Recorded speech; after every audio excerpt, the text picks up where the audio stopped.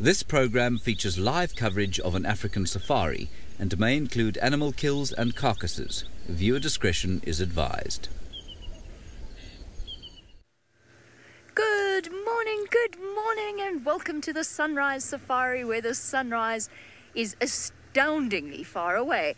My name is Jamie. This morning, Dave is on camera with me for the first time in a very long time, and we're coming to you live from the pre-dawn gloom of Djuma Private Game Reserve in the Greater Kruger National Park area of South Africa. Because this is a live safari, that means that when I go through this dip, I'm going to have a bit of a patchy signal patch, so just bear with me. I'm going to be out of it in 2 seconds. Hold on. Might be okay. Never know. And get done. Hold on.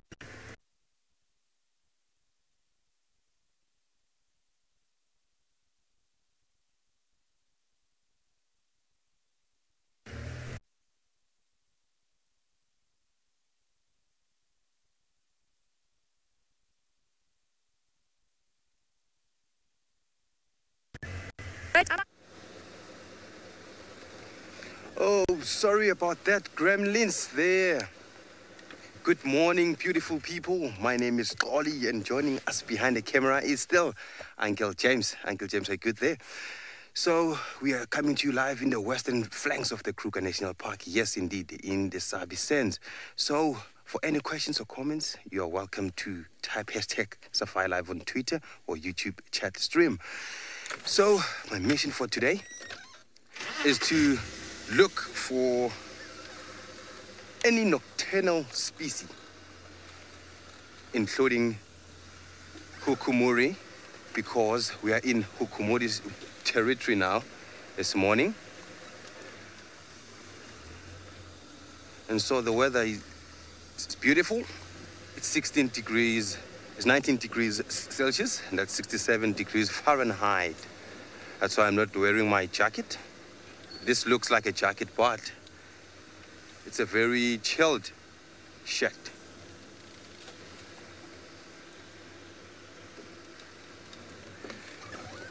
Oh, we have the drone, so we have Lauren. Let me answer that. Go ahead, Lauren.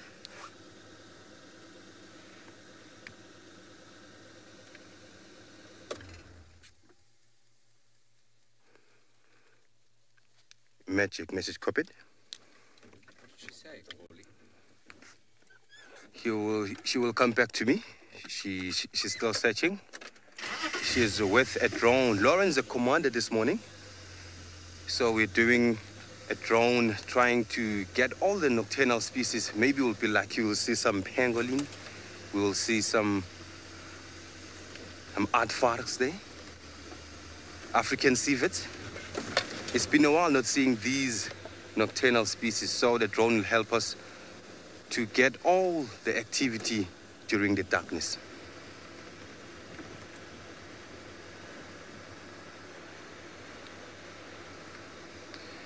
So while I'm searching with my torch still dark, let's go to Lauren, the drone commander.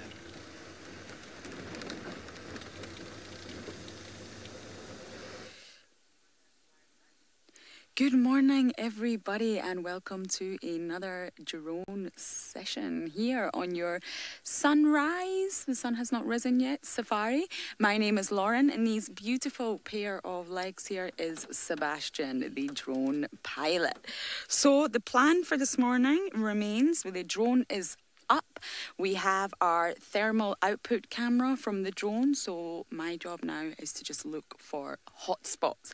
Now we're looking for, I'm going to need to concentrate a little bit here, we're looking for areas of unknown hotspots. So they will shine really white in against the sort of warm tones, against the oranges, the yellows and the pinks, and an animal normally shines very, very white.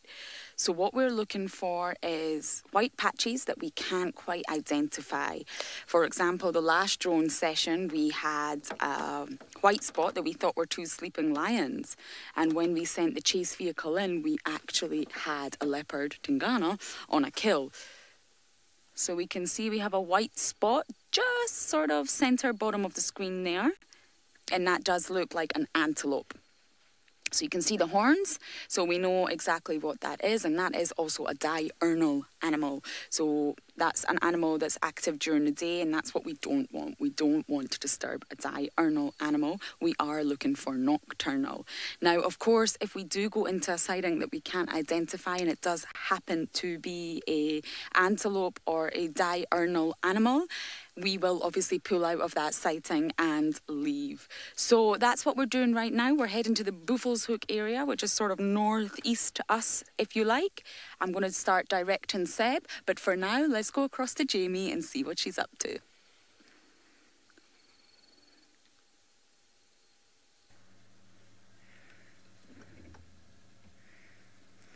Across over there, all the way in the murky gloom, is a hyena. Good morning for those of you that missed it.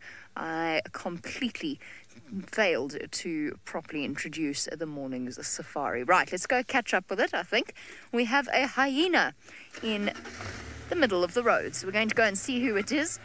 The other morning, because I've been busy doing other things, I haven't been on drive all that frequently, but the other morning I decided I was going to go out early and go search for the hyena den, only to discover that apparently they've got one back at Little Gowrie. So it's starting to turn into a little bit of a game of cat and mouse, except I'm not quite sure who's the cat and who's the mouse. And we certainly aren't winning it, whatever the rules may be. Please don't run away, hyena. I would really like to just see who you are. Just quickly, you've got a very round belly. No, no, no. Oh dear. Don't. What have you smelt? What have you smelt? Something smells nice. There's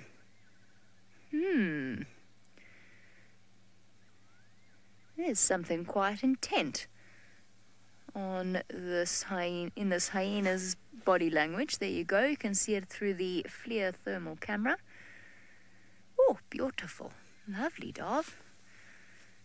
That is beautiful. You can see us looking at the animal's body heat, which is absolutely spectacular looking. That looks really pretty. What do you smell? I heard a rumor from Dylan Leo Smith himself, who of course is a guide at Chitwa, that Tingana crossed in here. I'm just going to use my spotlight now because he's vanishing behind the bushes. He crossed in last night. Where did it go, Dave? I've got no idea where that was in real life. Behind the Weeping Wattle. 9 o'clock. Oh, yes, there you are. You're coming back towards us. No, now it's searching. Give me a moment. Let's try going back a bit. Hyenas, of course, known for their extraordinary sense of smell. You got him on the FLIR there. Hey, I'm not going to follow him off-road, but I might take Nyala Road south and just go have a look. Let's just go back a second.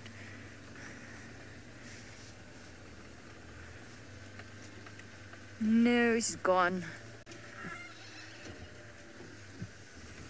So hyenas spend most of their night doing exactly this, which is walking around with their noses in the air, not because they're snobby, because if there's any animal out here that doesn't have cause to be snobby, it is a hyena, but because they're using their sense of smell to see if they can find somebody else's food, or perhaps a rotten carcass or two. We're on Vulture's Nest, and there's a nice big boerbean.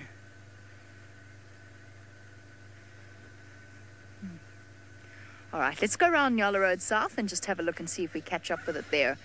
Now, James, you want to know how likely it would be for a hyena to attack a human. Very likely, provided that the human is asleep. So sleeping outside without a tent or with the door open, there is a very good chance that a curious hyena is going to come and investigate you, and as it happens, they investigate using their mouths and a nice big powerful bite that they use to crush. So unfortunately, some people have found themselves missing limbs, missing faces. Quite a terrible mistake to make, sleeping outside out in the open. And of all the animals out here, a hyena is most likely to get you. But other than that, no, a hyena will not attack a human being unless there is something really, really wrong. They are by nature afraid of people, even at night. So if you walk around the corner and there's a hyena in the camp, all you have to do is clap your hands and the hyena goes, oops, no, okay, and wanders away again. It obviously becomes more dangerous if the animal's trapped. There are some situations where hyenas have been caught in, say, kitchens, which is where they absolutely should not be. Hyenas don't belong in kitchens. Terrible chefs. Revolting hygiene. So in those situations, then it becomes dangerous, but that applies to any wild animal. You could have a daker trapped in a kitchen. Not that that's likely, but you could. And that would also be exceptionally dangerous. Okay, let's go around to Nyala Road South. Luckily, there's a road in that area that's not too far away from where that hyena was going. So we can go and just have a quick look. Tingana likes that road.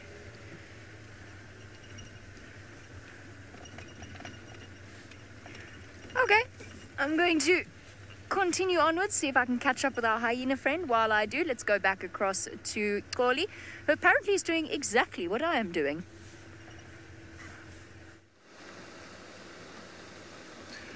I'm in the western side of the reserve, so where Hukumuri likes to hang out. This is the start of his territory until to deep west of this reserve. So hopefully, or maybe we might see him. I haven't been lucky yet to see Hukumuri here in the camp, but I hope I'll see Hukumuri. So I've just spoke to Lauren. Then she said that they are going to look at Treehouse Dam now on that block. Maybe they'll find something, you know. The drone is more reliable than searching around this thick bushes.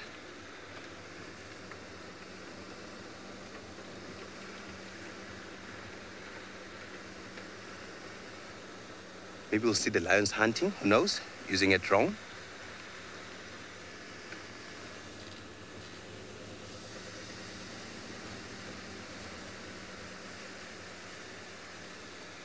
Surely, yes, this bush is so thick. It is very thick.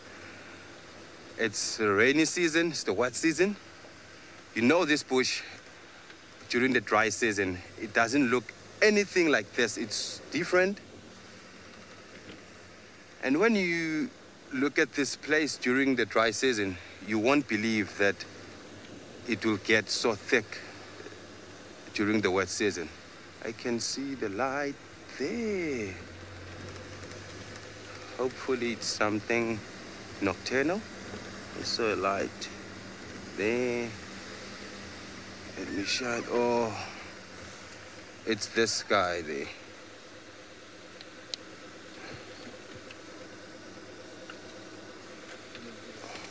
Oh, scrub here. Mrs. Lapwing, I also hope Hukumuri comes back so that I can see him also, because he's a very massive cat that I've never seen before. Oh, that guy went to the thicket. It was a scrub hare. We have a lot of scrub hare on the road, so we'll get them on our way to this search.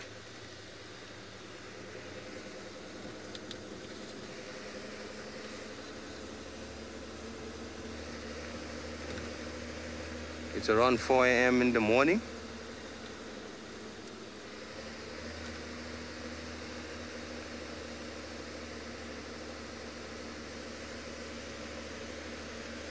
I didn't get the name right there, but it's Arlaler Moore. Are the chameleons out and about around this time? Yes, the chameleons might be around and they might be out. You know, they can be nocturnal, they can be diurnal. It depends on the mood of that chameleon. I've mostly seen the chameleons during the night when I was still at the college.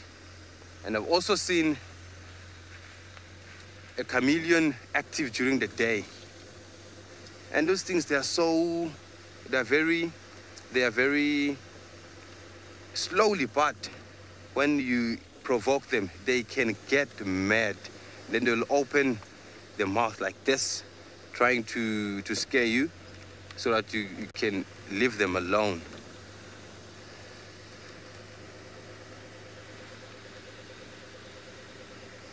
I haven't touched one yet. I'm sure the skin is rough because you can see they have something like knobs or scales. You find a lot of different species of chameleons that looks different. Let's stop and listen because I've been driving for a while now.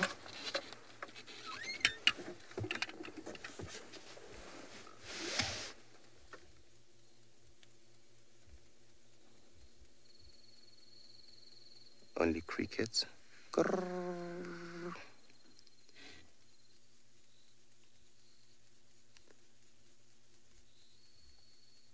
Oh. Grrr. I only hear crickets. And let's proceed, Uncle James.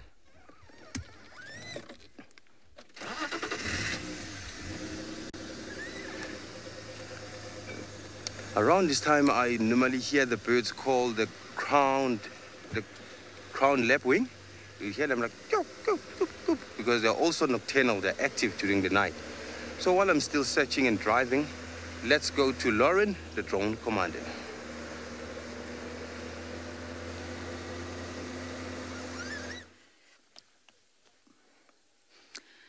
Well, we still have the drone up, we're still in flight, and we're now pretty much at the Buffalo's Hook area. Now, we can see a hippo, actually, so what we're looking right now, we see a white hotspot is what we can identify as a hippo. Now, we can identify it, so it's not a sighting that we're going to send a chase vehicle into, but it definitely is interesting to see a hippo from the air. Now, obviously, hippos are nocturnal animals in terms of that's when they forage. But it's pretty easy to identify exactly what that is. Look at the size of it. It's walking very slowly. I hope you're all able to see this. The white sort of contrasting mark that's slowly moving in the centre of the screen. That is the hippo. And it's really not far from Buffalo's Hook Dam. So it's most likely... Of course, I can't confirm this from the air. It probably is most likely Scuba Steve or Snorkel Sarah, considering the fact that it is so close to Buffalo's Hook. Look how slowly it's moving. Isn't that incredible? It's eating. You can see its mouth.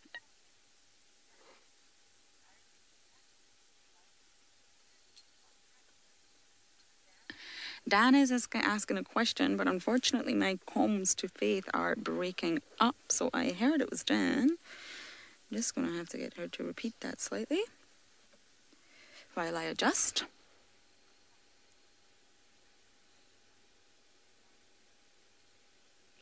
Dan loves this perspective. Yes, Dan, me too. We're obviously just beginning our journey into thermal droning, and it's incredible. So we're getting a great view of this hippo here. But of course, we do know what it is. It's not unidentifiable. We can clearly see that it is a hippo, very slowly making its way through the vegetation just near Buffalo's Hook Dam, and it's eating. You can actually see it's eating. So we're very high up. We're not disturbing it. The temperatures are quite cool, 19 degrees Celsius. And that's perfect for hippos. So the sun is not up yet and it's their prime time to go foraging. So look at that. But of course, our main aim is to look for the unidentified objects. You can also see a little hotspot in the water. That's lovely. So we're going to investigate more around Buffalo's Hook Dam. But for now, let's send you all the way up to Isaac, who's bumbling about.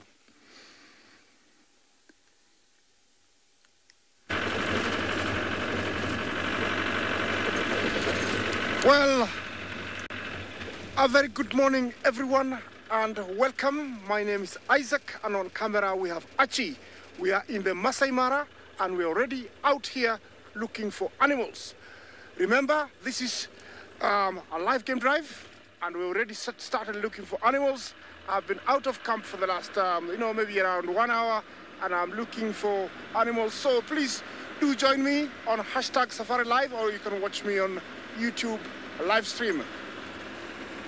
So far, we haven't seen much, apart from one hyena that was very busy on the road, but he decided to head back towards camp, but we're heading away from camp. So we don't know what we're gonna find this morning, but our aim is to stick by the river, see if we can find some hippos, some crocs by the river. It's still too early, but we're gonna get there by sunlight or sunrise and see what we can find. Usually this area is teeming with game, but right now I don't see much. But we'll definitely find something for you guys. It's still quite dark, so we're using a spotlight to try and find these animals. They can be very elusive in the dark. Only you have to have, oh, here I have a waterbuck. We'll be able to show you shortly. We have a waterbuck heading away from us. It's quite a distance away.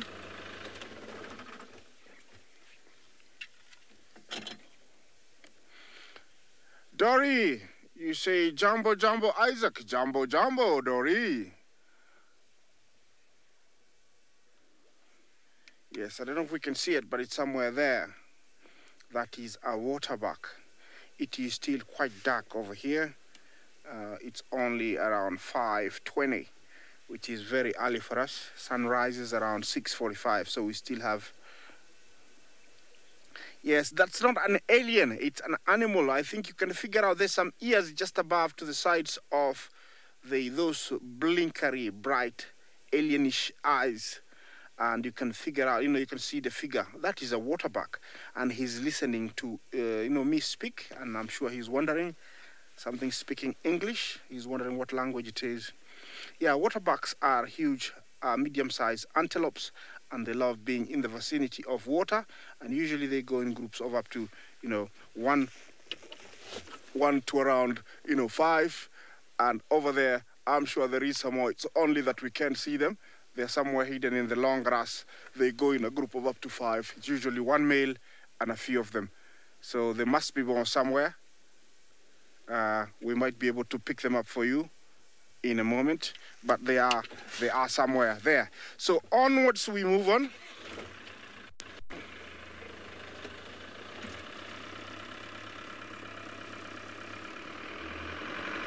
Christian, please could you repeat your question? It would be nice to engage you in that question. Have I seen what?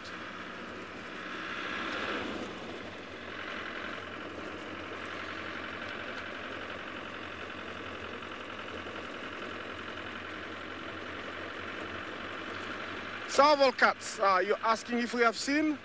I did see one about 3 weeks ago. They're very shy, and we have them.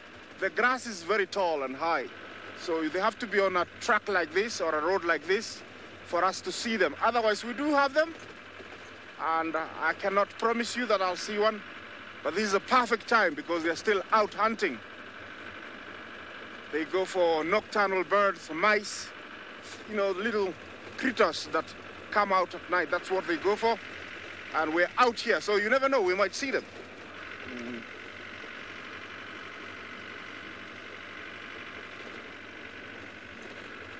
Yeah, while I continue looking, let me link you to Nkoli, my colleague in Greater Kruger. See what he's got for you.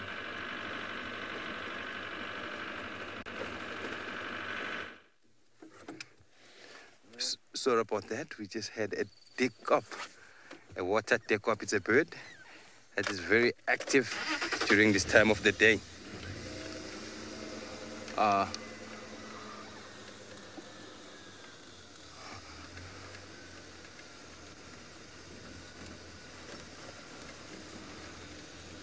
This bird, we normally see them in Chitwa Dam.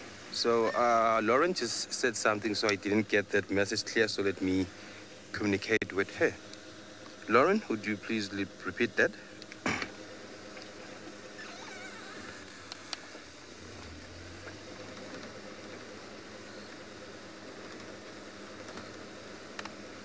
Oh, the pronunciation is finished. So quick. So Lauren just said drone is turning back to the camp. I think the drone session is finished. Is that so? So quick. Oh, I was talking about it. A deck up. This.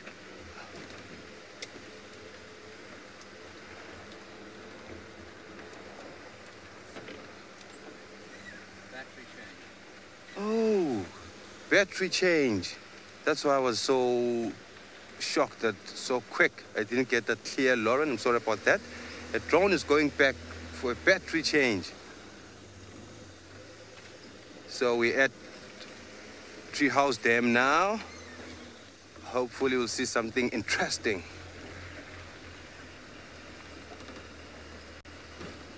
Christina wants to know, are the bush babies out around this time? Yes, they are out and about. I saw something like the reflection through the bushes, but when I looked closer, it was in the bush baby. I didn't know what was it because that thing just went away, just left the spot. So hopefully it was a bush baby. This is the best place to listen. Because we have some deck up again. I'm sorry about that, deck ups. So we have these nocturnal species, which are called the deck ups. Oh, we have a deck up. We have the geese, Egyptian geese. I can't really tell whether the geese are active during the night, but when they are disturbed, they can fly. I think they are capable of seeing in this darkness.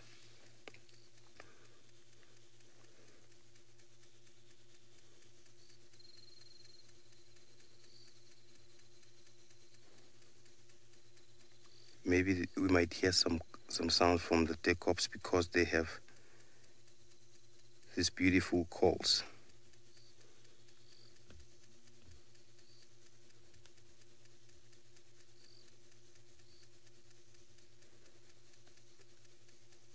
I don't know why they are not calling, because they always call these guys. You can hear them from the camp at night, always calling.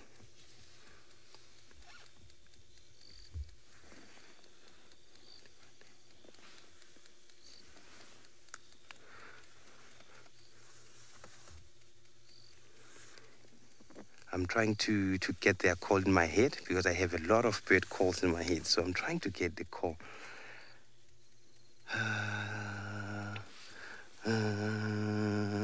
Let me play it with my phone. No. But it's an amazing call. Hear that? Play it with my phone.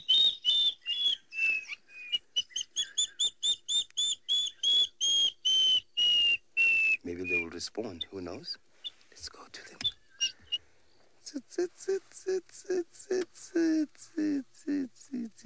Bad with this one. But I will go and rehearse it. I'll go back to the camp. I'll get it right.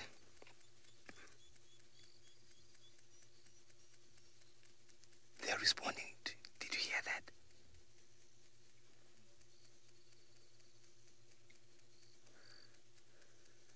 Yes, thank you, viewers. You're saying you have faith in me. I also have faith in my bird calls. I'll get this one right.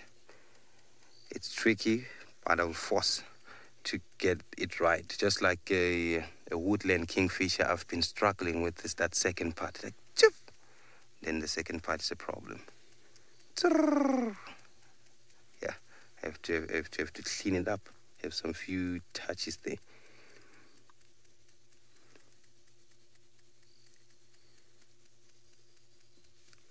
So while we were sitting here listening to the surrounding, maybe we might be lucky to hear the nocturnal species. Let's go to Jamie for an update. If anyone can mimic the sound of a thickney, Goli can. So, we have arrived at Guaripan, or well, we actually just passed Guaripan, to be completely honest. And we're now going really, really slowly and scanning very carefully for Tlalamba. Now, for those of you that don't know, perhaps you've just discovered this live stream, in which case, my apologies, you're watching three people drive around in the dark. But there is some cool stuff. Some very cool toys and one thermal drone. But if you have just discovered this live safari, then you will not know that Tlalamba is a very tiny little female leopard, and Dave's doing a scan there using the FLIR to try and figure out whether or not she is around here. But she is a tiny little 15-month-old leopard cub, or sub-adult, I guess she would be now. So a young female just on the cusp of independence, and she's been around this area quite a lot recently. I suspect if she's not here, she's moved towards a property known as Torchwood, which is next door. So I'm doing a really careful scan. My biggest fear at this point is that I'm going to drive over her tracks, because obviously it's difficult to pick up on leopard tracks during the day. It is even more so during the hours of darkness. And I find that I can either have my lights on bright and see what's in front of me, or I can have my lights on dim and see a leopard track. It's one or the other. got to choose. So I've decided to go with the dim option, given that I've got a spotlight in my hand anyway. So hopefully I'll pick up on anything I need to see.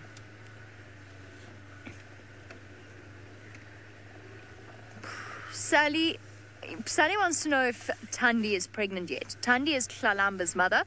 And it would be around about this time that Thandi would start to come back into estrus once again and start mating. We don't know if Thandi's pregnant yet. I suspect not. I think that brief mating session that she had with Tingana, I agree with the sort of standard assessment that it was false estrus, so it wasn't a true estrus. Sorry, excuse me, I swallowed I breathed in a spider web, which was oddly disconcerting.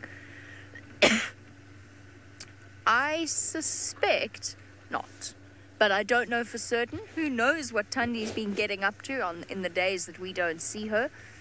Tlalamba's certainly been on her own quite frequently. We haven't seen her with Thandi in a couple of, probably about 10 days or so.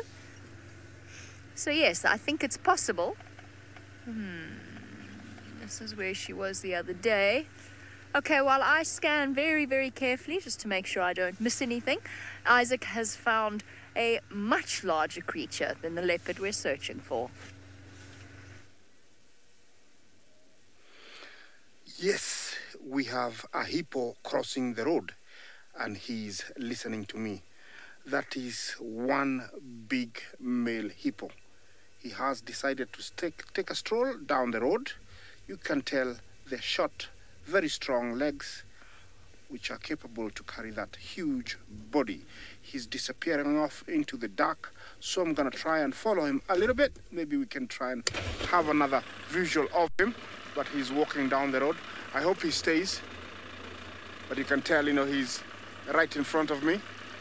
They are very dangerous hippos, so I'll try and keep my distance. We did notice him quite a while, and we kept away.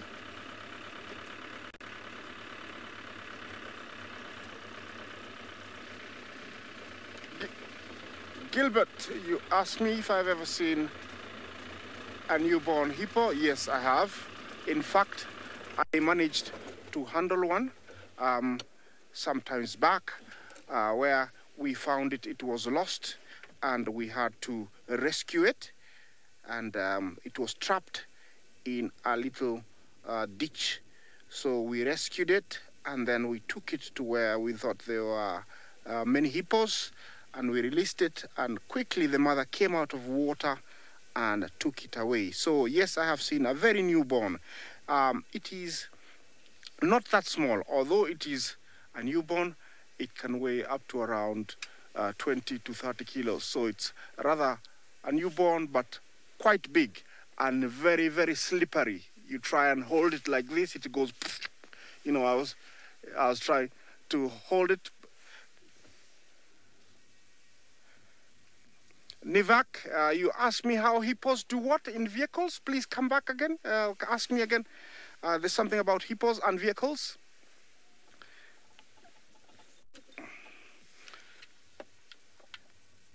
He's gone. Yes, how are hippos and vehicles at night? Very, very dangerous. I will not even dare get close. That's why we kept a distance with that guy. They are very aggressive, and especially when you have parked in between them and water, and this guy is headed towards the river. They are very dangerous. You should avoid that, especially at night. They don't see that far, but they can hear very well, and they can smell you. And if they start running, it's like a tanker coming. I have seen accidents, and I know I don't want to be part of the statistics. So let's continue on, see what we can find. That was a good find, but he's gone. He's headed towards the river. They are beautiful animals to watch from a distance, and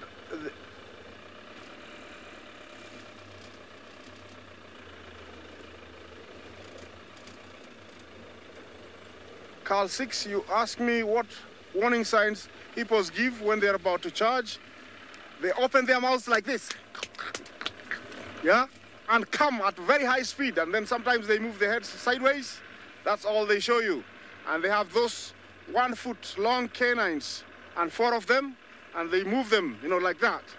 And, you know, it's quite rather very intimidating and scary. So that's the warning they give you, and then they just come. They are not like buffalo elephants that will stop.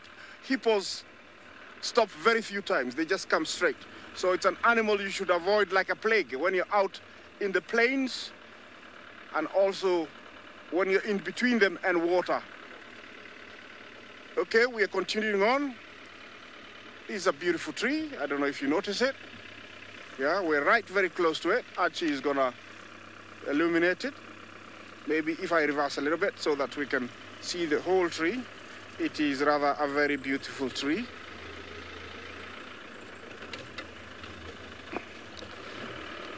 You don't get this everywhere, so we have to show it to you while we look for other things. This is called a shepherd's tree, or a Boschia coriacea. It's one of the very few trees that you find in the Masai Mara. And this is a good tree for a leopard to hide in there. You see all the character in it. It's such a beautiful tree.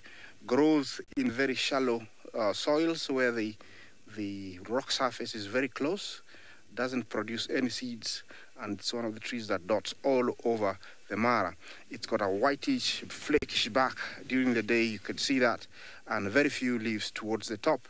Most of the leaves and branches at the base have been broken by giraffes and elephants, and that's why it's got that flat canopy at the top. This one here, if you go down Archie, you'll see the trunk, this all the way down to the ground. You'll see the trunk.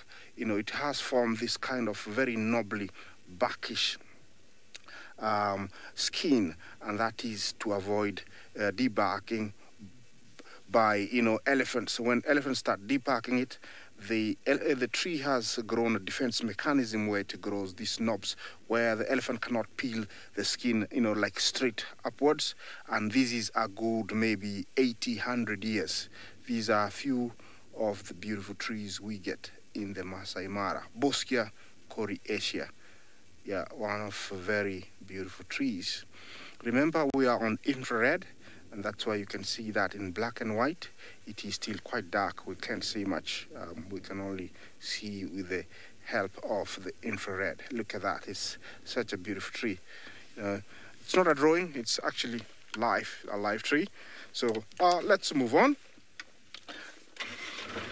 See what we can find for you. Some areas you find these trees in plenty. Some areas, quite a few. Okay, while I look for something else for you, I'll link you to Coley, who's driving just like me. I hope he gets to find you something.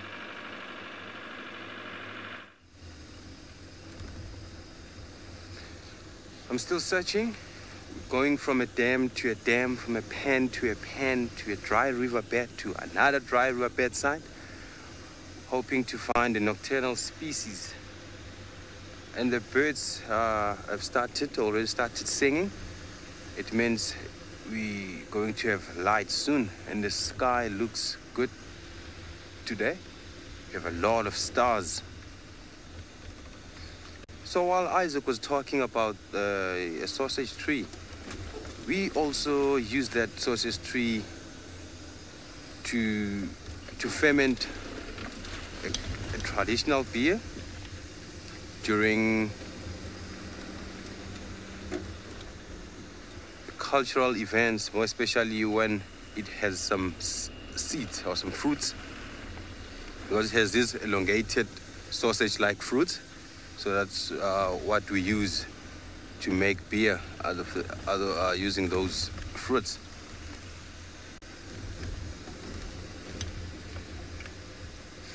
So after we went off air, we heard a hyena calling far south, and then Uncle James said it might be calling at the den.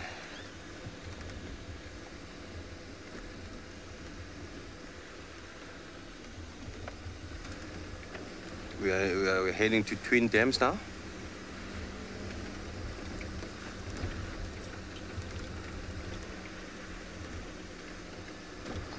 Snazzy wants to know, do I prefer before we get light or before it goes, or after? I can say that, yes, when it's dark or when it's dark or after the dark. I think I prefer driving after the darkness, because you can see now I don't have any luck yet to see any movement. So I prefer when the bird starts calling, just right when we're looking at the sunset. The sunrise, I mean, sorry about that. So driving in the darkness like this, for me, I think it's stressful, as you can only see what is calling right now. We are at Twin Dams now. Let's see whether we can find something interesting here, because I just saw the very same birds I've seen at Twin Dams, Egyptian geese, and also water thickening. So we're talking about a snake earlier on before we went live. We were like hoping to see a snake. And these are also the birds that are active during the night. These are called the blacksmith lapwing.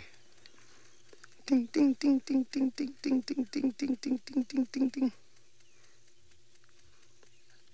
I wonder why these birds, they nest around the shoreline, and they will be chasing the antelopes. They'll be chasing other birds while they have nests or chicks. I don't know why they don't find a perfect spot far away from the water so that they will feel safe. And we have the youngsters, 3 of them. They also look active this morning.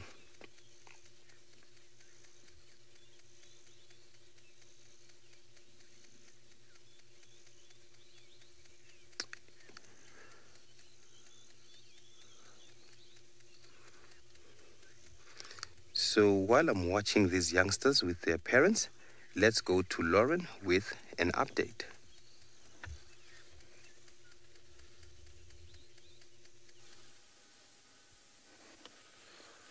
So our second flight went up, and you can see we're now in the treehouse area, and you can see a hyena.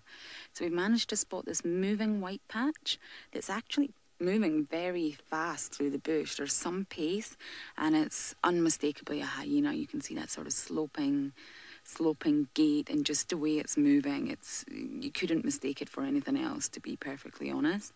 So hyenas often scavenge and hunt at night time, and this hyena's moving at quite a pace, and you can see, oh, I've just kind of lost it under, oh, look at all those antelope.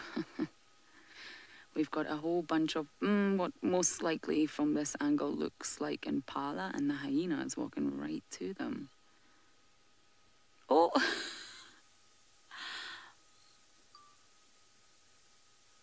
hyena went right up to them.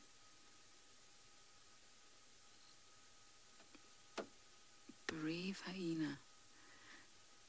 So yes, hyenas often lead you to potential carcasses, to potential predator sightings. So it's always worth just keeping a little eye on this hyena and trying to maybe work out exactly where he is going. Oh, no, no, no. Where are you going, hyena?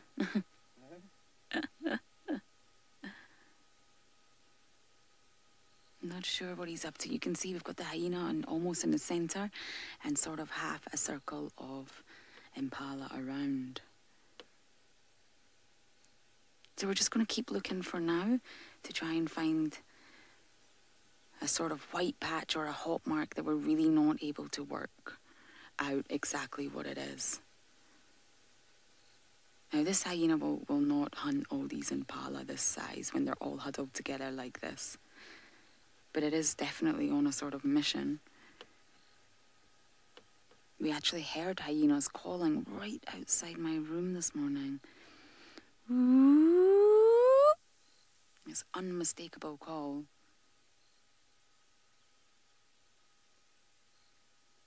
I've lost a hyena. Oh, there it is. So you can see it's walking in the opposite direction from the impala. And it keeps putting its nose up in the air, so it's smelling, it's looking around. So we are just trying to cover as much area as we can around the treehouse dam area and just see if we can potentially see something that we really don't know what it is.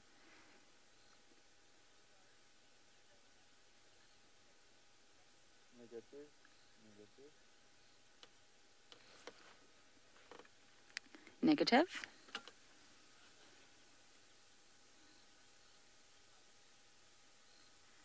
So you can see it's just weaving through the bush here.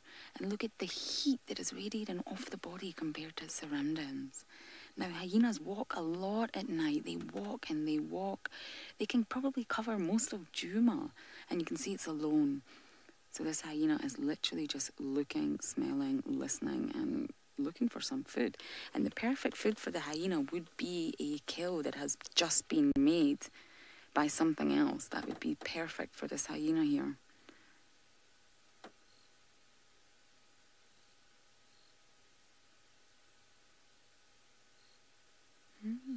It just turned back. It's having a good sniff. Can you see that? The way it just puts its head up like that. You could almost mistake it for an antelope. But when it starts walking, you can really see 100% that it's a hyena. Oh, we've got some more impalas ahead.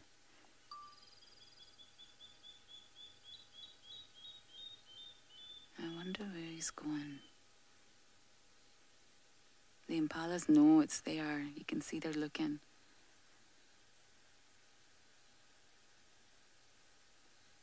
Look at that. You can actually see the impala's head facing right in the direction of the hyena.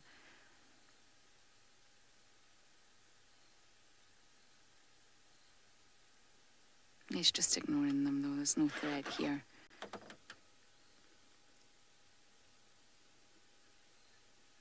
How are we doing for battery, Seb? All good? Yeah. Oh, all good.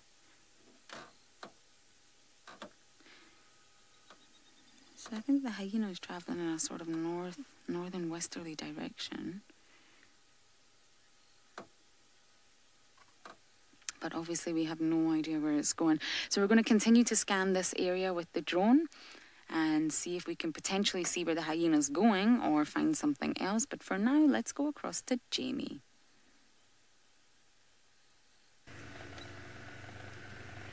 We're scanning as well, but in a semi-old-fashioned way, with a spotlight in hand. Of course, the fact that we have a thermal camera on the back is perhaps less old-fashioned than the spotlight, but there you go. I'm still very attached to my trusty spotlight. I have great faith in it. I'm a child of the old school, as we all are. So the spotlight is incredibly useful. Basically what I'm doing, and what we're all doing, for those of you that don't know, is we're scanning around using the spotlight thanks to the reflective layer at the back of an animal's eyes. So it is a way of enhancing whatever light source there happens to be, allowing them to move around at night. Obviously, for nocturnal animals, that's more effective than it is for diurnal animals like us. And it's amazing how quickly you pick up on it. You get that eye shine flash straight back at you very, very quickly. You don't even really need to engage your brain properly. In fact, it's better if you don't. Otherwise, you spend your whole time thinking, oh, is that a bush or is it a leopard? So if you just sort of, I think of it as an almost, not trance-like state, but how do I describe it? You've got to switch your, what is it exactly? Let me try and, you've got to relax your brain. Does that make sense? You have to relax your brain and just scan. Nice and easy. Check where you think an animal might be, checking the trees, and trusting that trusting that because we drive these roads every day, twice a day, in the dark, in the light, that your brain is going to pick up on something that doesn't belong there. And you'll notice it even during the day. When you're looking for something specific, all of a sudden everything looks like that animal. Looking for lions, that termite mound turns into a lion, the log turns into a lion. But it's particularly pronounced at night, especially when you're in the Mara and you've been up all night and your animal's vanished and your TV show is starting in an hour's time.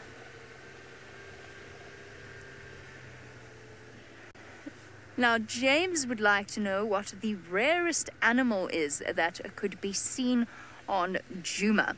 In terms of mammal, the most unlikely that you could possibly see is a pangolin.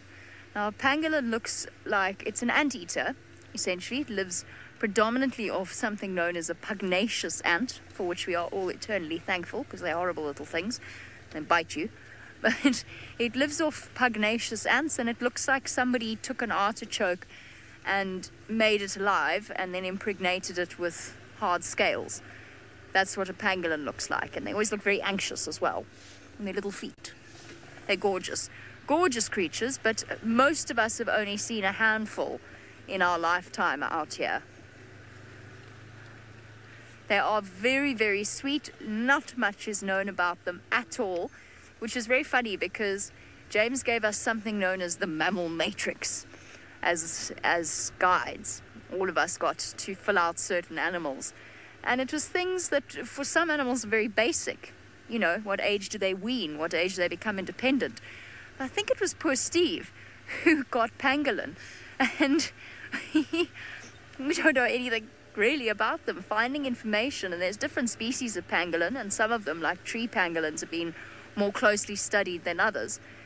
We actually know nothing really about them, which left poor Steve high and dry. Although I didn't feel particularly well off either, because I had reedbuck.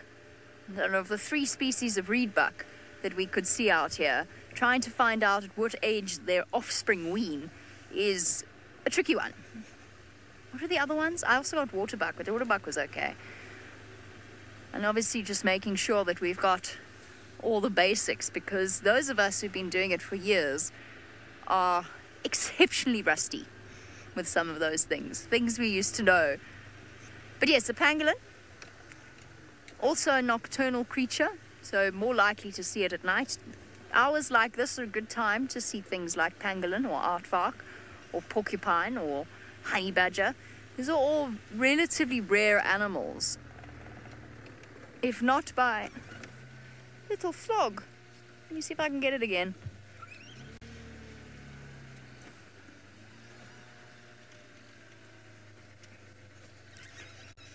Joanne, it is not hard to find monkeys at all. All you have to do is attend our morning meeting at 8:15, or on drone mornings 7:15. Sorry, the frog's gone, Darv. I don't know where it went. So if you attend our morning meeting then, that is when breakfast is served, or shortly after that breakfast is served, and the monkeys know this too. So yes, it is very easy to find a monkey, and they like to be around the camp. They are not silly. They know that. And of course, we're very careful to make sure that they don't actually have access to our food. But sometimes when you're sitting at morning meeting, you watch them sneak down and try and grab a piece of fruit off the platter prepared for us. We're very spoiled when it comes to food here. We really are. The monkeys know it. often spend our morning meetings chasing them away.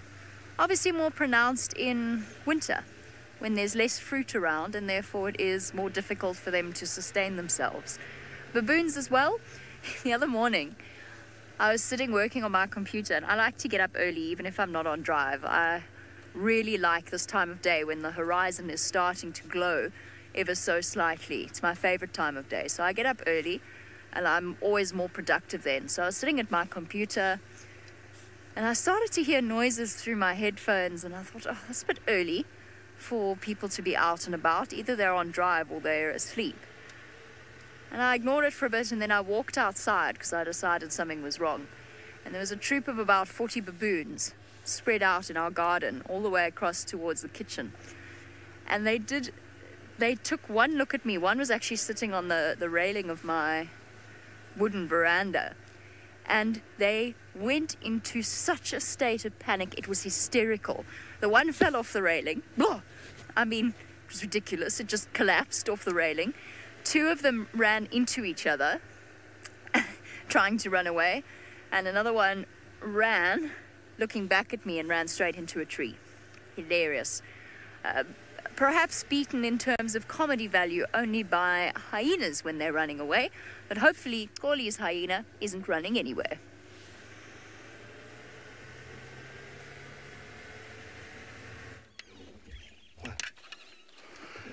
Look what we have. We have the hyenas here.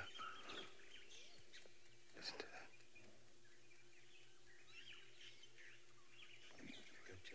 We just had a hyena now. Just before we went live. So there's a pen on the left-hand side. So I'm going to check there. And it was sniffing all over the place. So I think something it's going on, or something is happening. Maybe there's a carcass or something. Let me put my spotlight because it's a difficult spot. Go to killer pen. A difficult spot. I'll switch on my spotlight when I get on top there. Yes. So it's in this block, and it was sniffing all over the place. Hopefully we'll see what it's up to. And then we have impalas on our left-hand side here, and the hyenas on the right-hand side. We saw two hyenas running. Here is it. Yeah.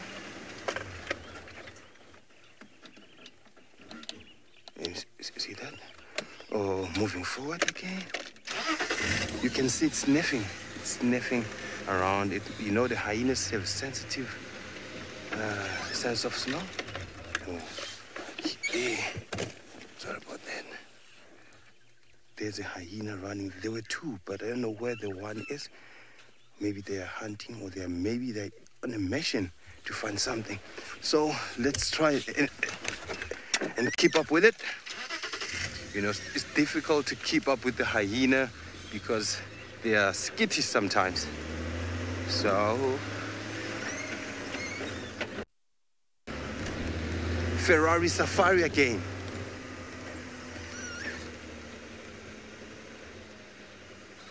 Where did you go, boy? Where are your tracks?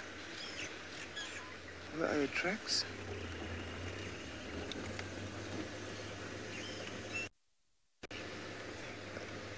Sure it's not far from here.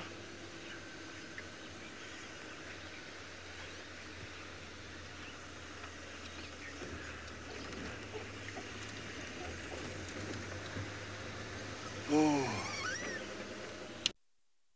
Scanning for the high from here. Let's go to the Mara with Isaac while busy scanning with his spotlight.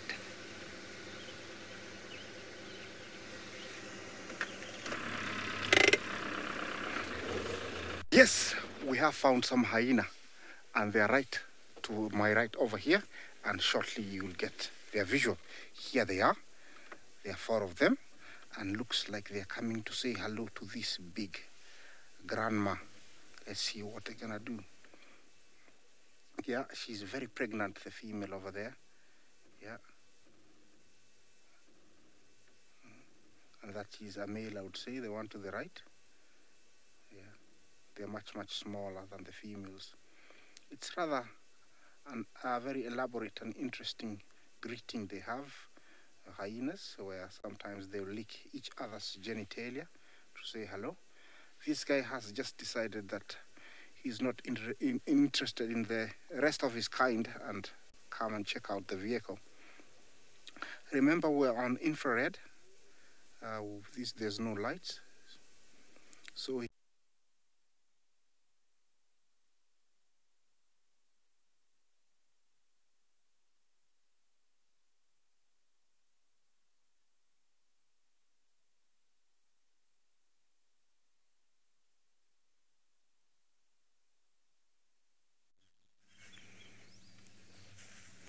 Sorry about that, everyone. It appears as though Isaac has vanished off your screen, but that's okay because we have something absolutely stunning to show you while Isaac finds some signal again, because I'm very excited that he is with North Clan. Talking about relaxing your brain and just letting your eyes do the work, look what we have spotted. It is a tiny, tiny, tiny flap-necked chameleon that is probably, even with its tail stretched out, around the length of my forefinger. So we're looking at it in color because I'm not worried about disturbing it, and it gives you a really nice view. It is absolutely gorgeous. Look at its it's a little miniature one. From the sort of tip of its nose right down to its little bottom, it is the length of my thumb. Would you say that? No, it's less than the length of my thumb now that I look at it. It's even smaller than that. I don't want to get out and stress it out. The only time I ever move chameleons is when they're crossing the road and they're likely to get hit by a car. Then I'll jump out and move them. And I've done it a few times here and in the Mara just to make sure that they're okay.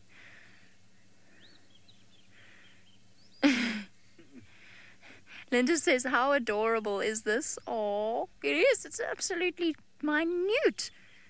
And then I saw it. I said to Dave, is that a chameleon or is that a moth? That's how small it is. I really thought it was a moth. Now you can see its little specially adapted gripping feet, as well as the tucked up little tail. Oh, it's a perfect miniature. I, of course, would never do this, ever. But my goodness, I want to just take it home with me and just have a little pet chameleon. I would never do that because that would be incredibly cruel. So no. Now the next question that I know is coming and I don't know the answer to is how old this chameleon is. Do you know, I've got absolutely no idea. I actually have no idea. It's very small. Typically a chameleon, a flap-necked chameleon can be up to... Faith wants to know how I knew that because apparently Lauren was just asking that. Well, I've been doing this for quite a while. I know which way the wind blows where questions are concerned. And all I have to do is think to myself, what's the one question I can't answer but they're going to ask? Ah, that one. Yes, Lauren, I'm afraid I actually have no idea how old it is. A big flap-necked chameleon can reach around about, I would say close on 10 inches in terms of size. No, is that a bit big? No, that's about right. In terms of length, right from the tail to the nose, where this thing is absolutely probably 4 inches at the most if you were to unravel its little tail. So I'm guessing at maybe a couple of months. I'm guessing. I actually honestly do not know how fast chameleons grow. Many of you actually might have pet lizards or chameleons that might be comparable. Maybe you know. Now, Giraffe Girl wants to know what the lifespan is of a flap-necked chameleon. Now, that one I do know the answer to. On average, it's around about 5 years in the wild. They can obviously live quite a lot longer in captivity. So they can actually be quite long-lived little reptiles. And reptiles, by and large, tend to be quite a long-lived order.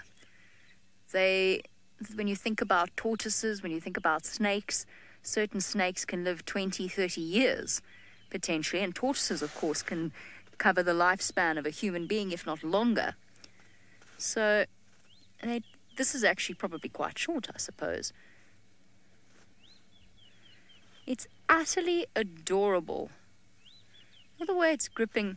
It's one of those fun guide tricks that impresses all who come on safari, because we have a special trick. I could tell you that it's just that we're just so skilled at spotting things with a spotlight, but it's actually not true. It's actually quite easy to see something like a chameleon. You just have to get your eye in, and they actually glow white in the spotlight. So it's a surprisingly easy thing to do. Hey, are you sure you don't want to come home with me? Probably not. It would be utterly terrified out of its wits. Okay, I suppose we should carry on looking for other things, although I must say this has been the find of my morning. Let's go across to Isaac and ask him to give my absolute love to the North Clan.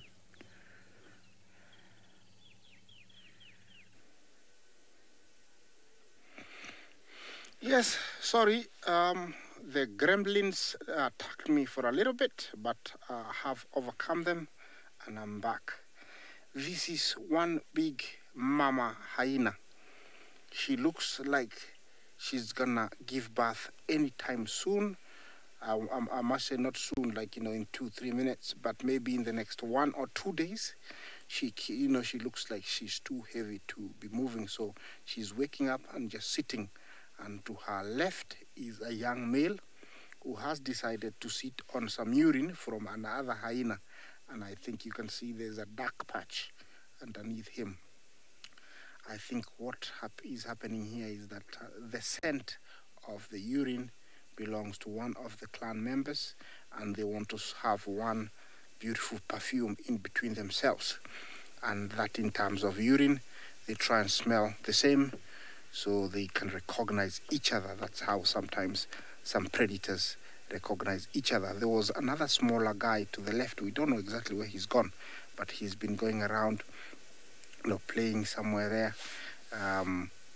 He did come very close to the vehicle and then disappeared. Yes, he's nowhere to be seen.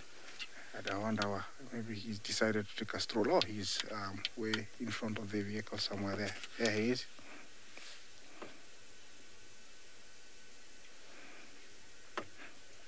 Alan, you asked me how old they are. Well, in this light, it's rather difficult, but I would say the female is fully grown. She's quite a big one. They say hyenas can live quite a long time, up to around maybe 30 to 40 years. And this guy here, this guy we were looking at right now here, I would say he's about 6 months. The older female we saw earlier on, I would give him a good 15 to 16 years. So he's quite a huge guy, good huge female. This young guy here is still drinking, but also he has started eating milk. Look at that, he's doing some yoga, stretching his leg. Yeah, these are pure nocturnal animals, very active at night. Their sense of hearing, smelling, and sight is very, very good, and it's very useful at night. And this is an animal that is much more successful than most predators we find in Africa, much more successful than hyena and lion, leopard, cheetah, or even wild dogs. And they come in clans of up to 40 to 60 here in the Masai Mara. We have no shortage of hyena, and the main reason is there is plenty of food for them.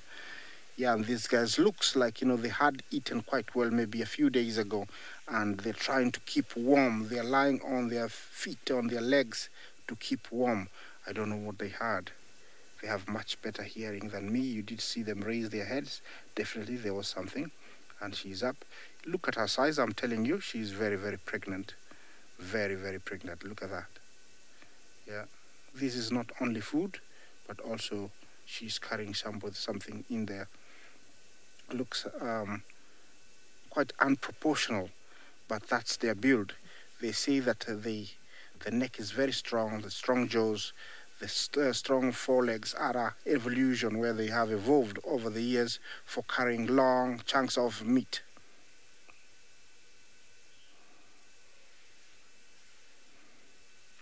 Dr. Rob, you asked me if this youngster could be Waffles' cub.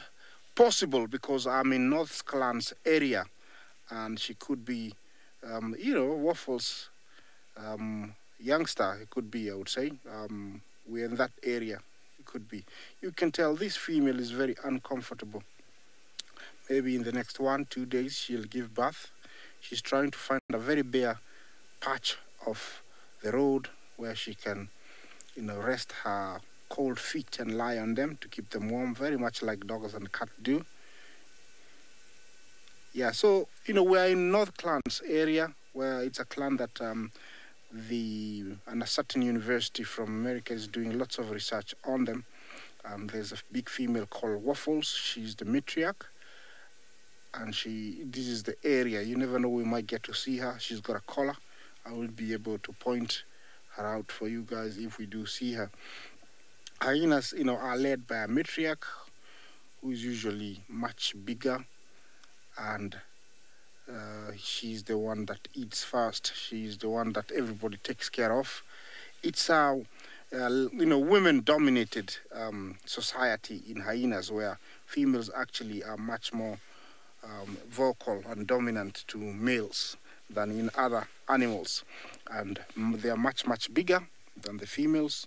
This guy here, I will definitely say he's a male, because he's fully grown, he's not as big, and you could tell that he was very submissive to the female when he approached.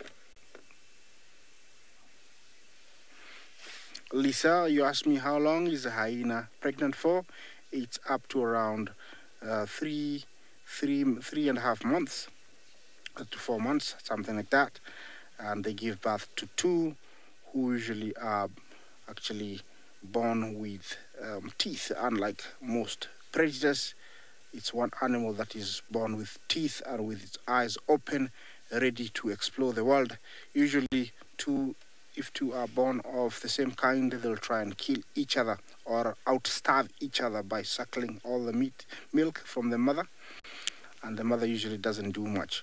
So, unlike cats and dogs, where they give birth to more than 2, hyenas give birth to only 2, and the main reason is they have 2 mammary glands.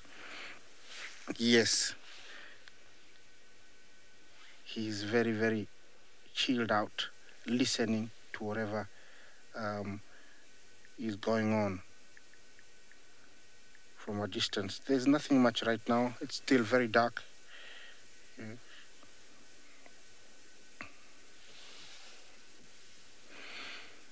Yes, I'm gonna leave this, guys, and while I leave to look for something else, let me link you to Greta Kruger, where Collie is still on a search.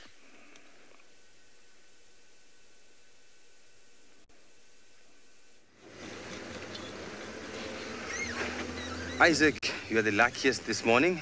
I saw this hyena again, but it slipped. It went just right here to this pen. There's a pen there. Then we moved around the block, so it didn't come out from this pen here. So we thinking that it went to the very same road, which is this road, which is Central Road. So we are scanning, searching, and looking for this hyena. It was up to something, or maybe it was just jogging, because it was just trotting, just running. And I can only see the hippo tracks here. So I think it was just having a morning jog, needs to be fit for the Valentines. I can smell the hippo droppings from a male hippo. Why I'm saying that? Because they're all over the place. When it defecates, it does that. The tail does this, so that it can leave its scent mark and to tell other males that he's still around.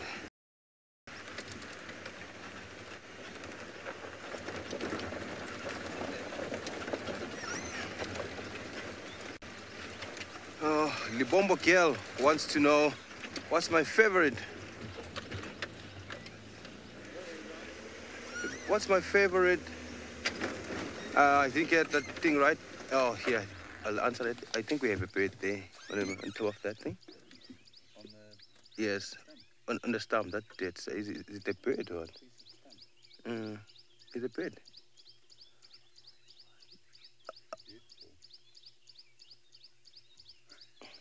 Oh.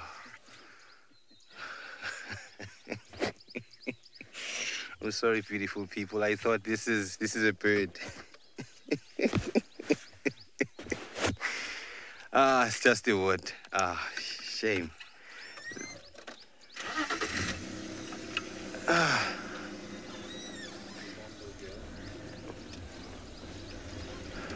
Libombo girl asked a question. Libombo girl. Before I answer that, there's a place called Limbombo. It's a shop here around this place, which is called Hoedspruit. It's called Limbombo. So what's my favorite sound at night in the bush? My favorite sound is when I hear the frogs. If you are just right next to the dam, a pen or where the frog might be, when they call, gee, oh my goodness. The frogs are my number one. I also love the birds. You know I love birds, but at night I will go for frogs.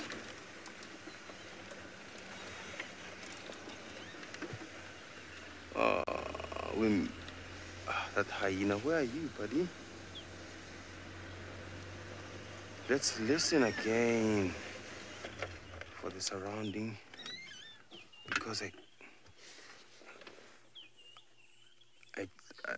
couldn't keep up with the guy. You know, the hyenas, they run on the road and then 2 seconds, they're off-roading. 2 seconds again, back on the road. We had a beautiful morning, but now it's changing again. We had stars.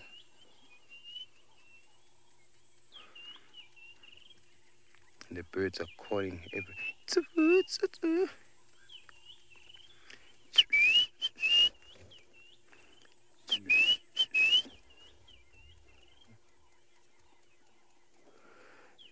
This bird, it can confuse you sometimes because it's a different call now. It's a white-browed scrub robin. It's confusing. This is not its normal call. I think it's good morning call. But the good day call or good afternoon or good evening call, different. I thank God for my gap here. Will you look at that, man?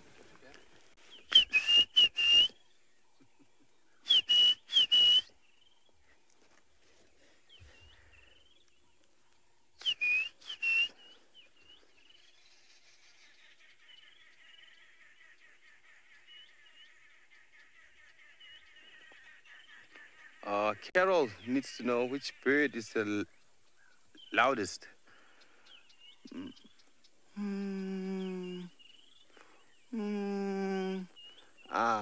Carol, we just had the Aromac Babblers.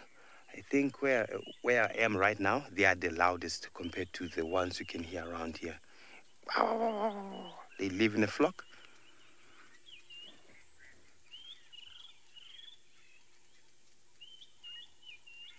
But I've only heard a southern ground hornbill.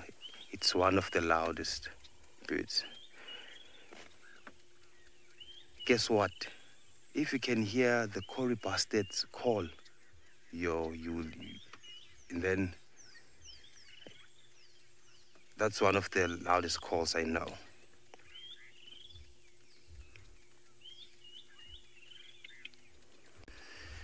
So let's proceed and see whether we'll catch up with the hyena. I still have to use the spotlight because it's still a little bit dark. I can't see through the bushes.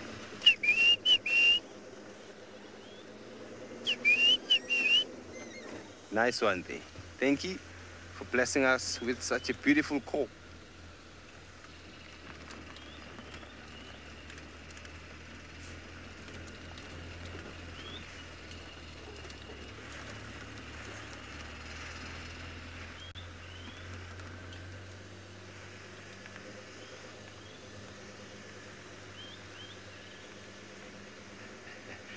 So while I'm searching and doing my bird calls, let's go to Jamie and see whether she will give you a bird call.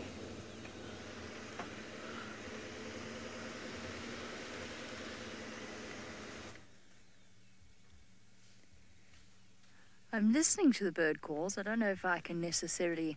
I hesitate to mimic bird calls after Toli because he is just so much better at them. Oh, I can do a hardy-da. I can hear a hardy-da.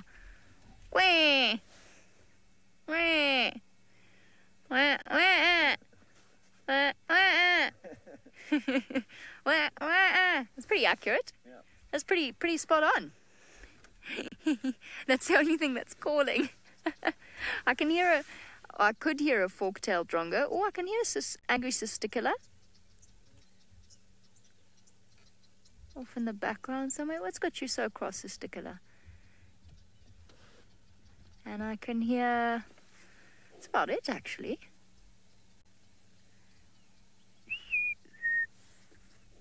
I heard a pearl-spotted owl. Well, I thought I heard a pearl-spotted owl. It actually turned out to be a fork-tailed drongo doing the beginning part of the whistle. They're very good mimics. Ah, the fish eagle called as I started the car. Gosh darn it. That's not what we wanted at all. That's such a pity, because it's one of the best calls in the entire world. I'm not going to go to Chitwadam yet because the guests haven't left. They'll all be there having their cup of tea on the deck, and here comes SafariLive. Morning! We've been awake for hours.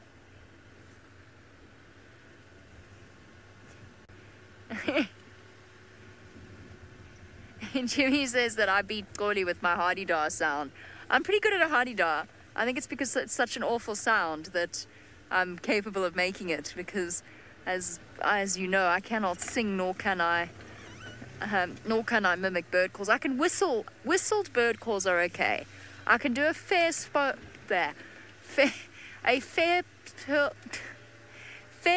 pearl spotted owl. Whew. Why was that so difficult to do?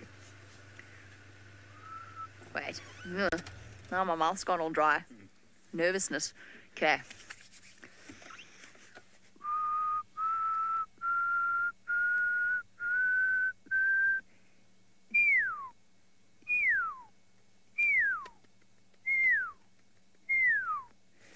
Darby's applauding me.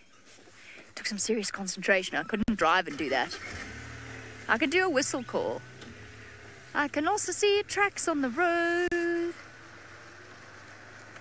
That's hyenas. Of course there's hyena tracks on this part of the road. I've been trying to contact Goli for the last 45 minutes or so. Trying to find out where he's got all these hyenas that he's hearing whooping. Because I would dearly like to know. So apparently the dens here are on Little Gowrie, but they've only seen one cub. I just don't know. I really just don't know. And I cannot go on leave not knowing. So I'm going to contact Dylan today and beg him to go and visit the hyena den and send me photos of every adult that he sees there. And baby.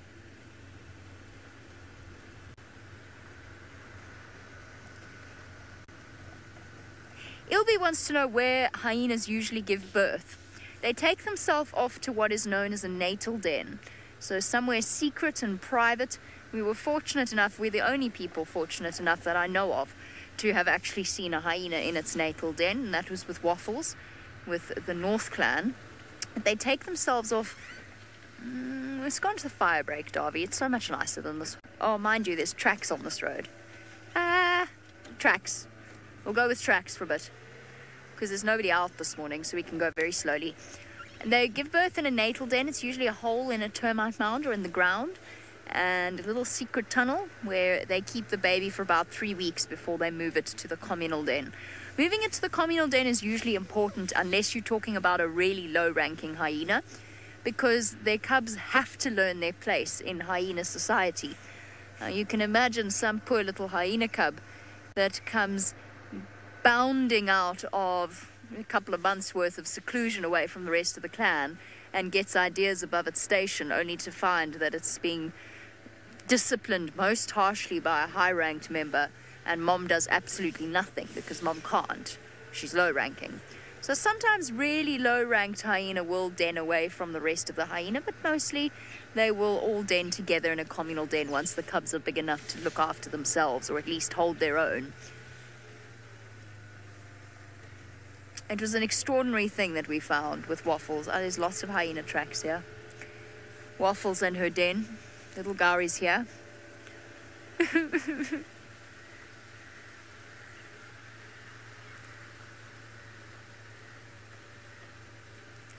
Lauren, hyenas live a very harsh life. Lauren wants to know why hyenas are born with their teeth erupted and their eyes open.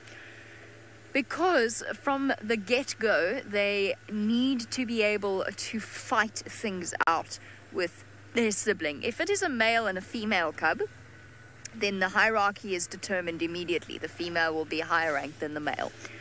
If, however, you get two hyena cubs of the same sex, so male and male or female and female, then they need to squabble it out quite early on in order to be able to defend themselves and to basically figure out their hierarchy. And the higher ranked cub gets the dominant suckling position, it gets better access to food almost from the beginning. So it is important for them to be able to fight each other. They do not kill each other.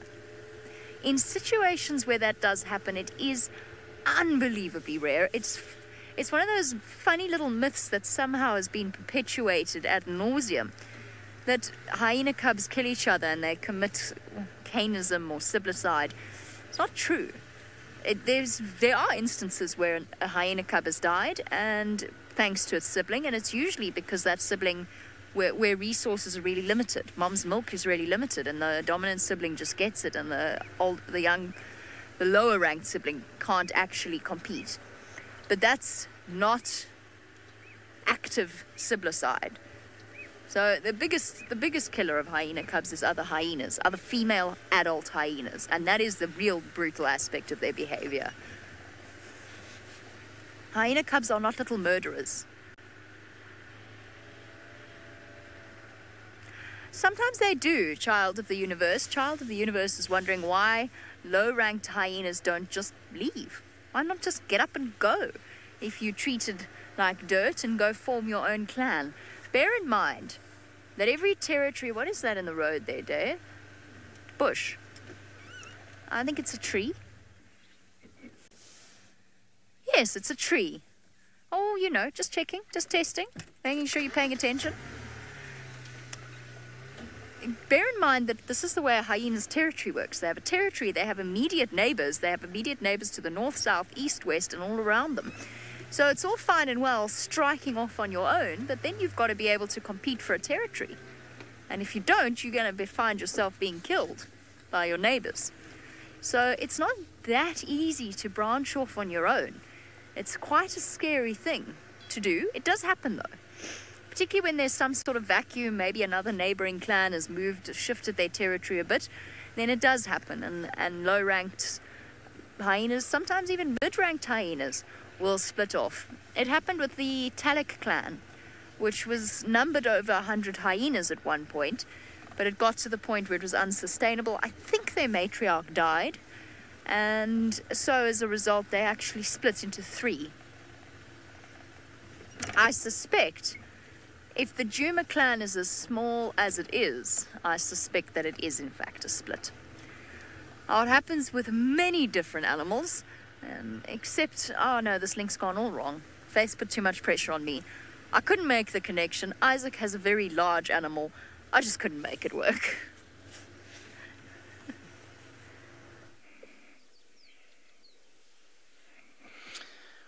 From hyena life and discussion to the biggest of them all, one of the biggest land mammals, African elephant, very busy grazing, eating some type of grass named after them. It's the only elephant that can eat this type of grass. It's called elephant grass, and that is what he is enjoying, this guy. We are still on infrared, but the light is getting better. Yes, this guy is all by himself, which is typical of mature bulls from the age of about 15 onwards. They hang around by themselves. They only start mating from the age of about 30 onwards. So this guy is all by himself here, and he's just heard me. Good morning.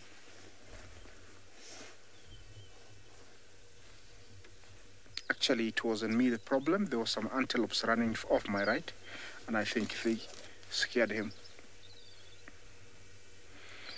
Yes, it's just that hour where the light is getting better and better, and this guy is headed towards the river. I don't know what aim he's got, and he's perfectly walking towards the direction that I want, so maybe once he's gone out of the sight, I'll follow him.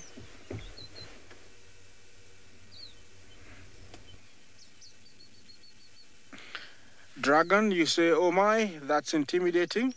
I don't know why you say that, but he got a little bit, yeah, he got a little bit like agitated. I wasn't worried because I was at quite a distance, but yes, yeah, can be intimidating when you're very close, but it's all fine here. Don't you worry. I hope you are enjoying yourself. You're having a good morning. It is such a lovely, beautiful morning here. You can see the colors over there. They haven't gotten, really like good colors. It's still too dark. We're using IR, so the colors haven't come out really yet. And we have a big patchy dam over here. These are good, like he's around 25 years old, I would give him. He's a good 4 tons, so he's quite a big guy. And he's busy grazing, headed towards the river.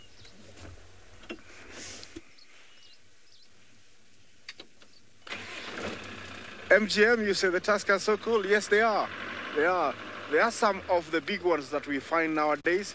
You used to find bigger ones than that in the old days, but those genes were wiped out. But they are coming back. This is quite a big guy, and he's very comfortable with us. So we're going to try and turn the vehicle and then follow him a little bit more.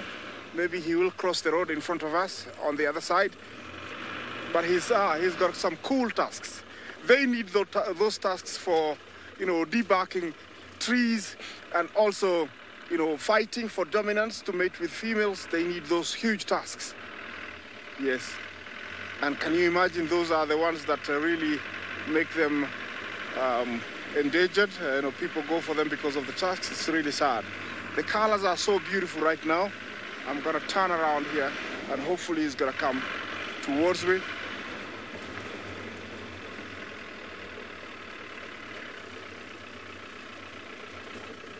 Carol, you asked me if the elephants ever cross the river. Yes, they have no issues with crossing the river, Carol. They just go across.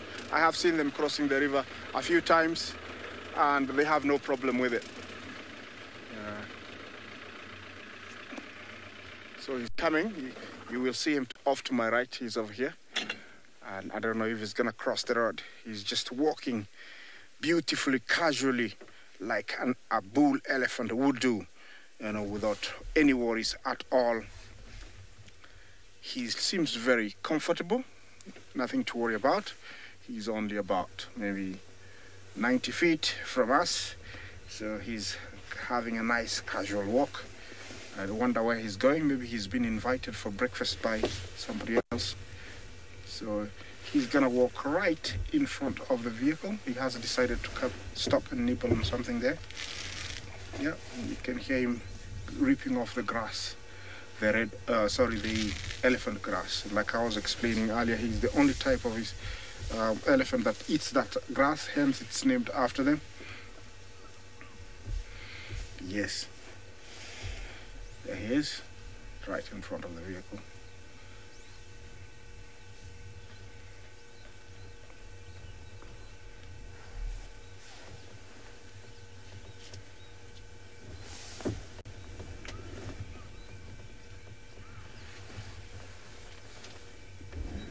He's all by himself, and it's typical for bulls to hang around by themselves when they're not fully grown and they have no threats because they're too big to be intimidated by anything, Nothing can intimidate such a big animal. And I can tell him he's on a mission, definitely. Very.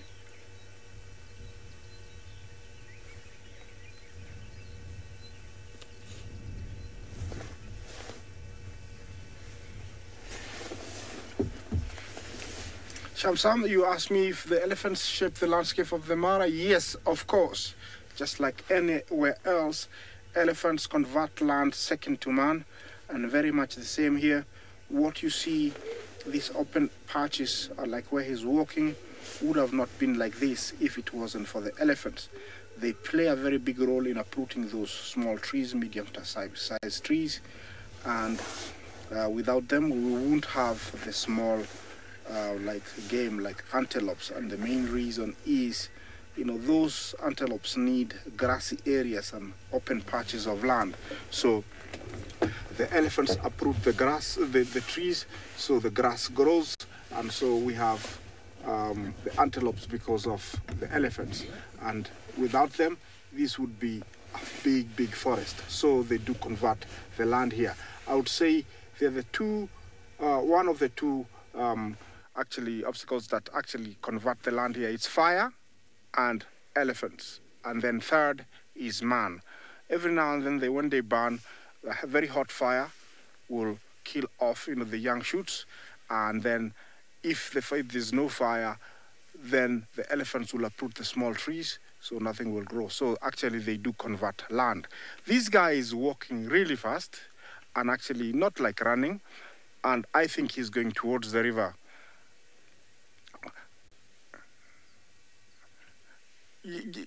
Yes, so, you know, he's headed like he's going towards the river, and somebody just asked if he's going to cross the river. So I don't know exactly what's going to happen, but he is headed towards the river, and I'm actually calculating, you know, if he gets much closer from where he is to the river, I'm going to try and get there and see if we can see him crossing the river.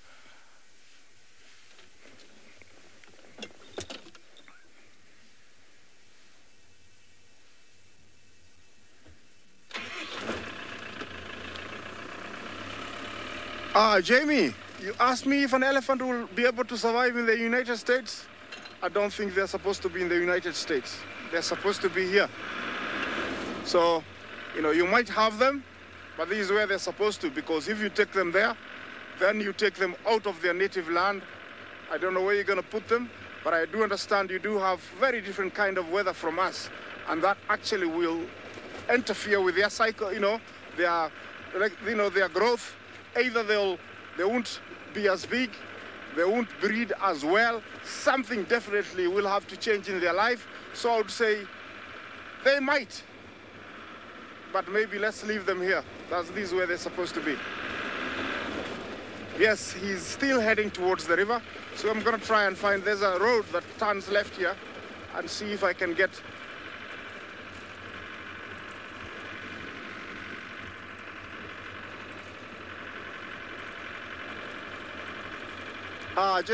Jessica, you asked me if the elephants have got a breeding season.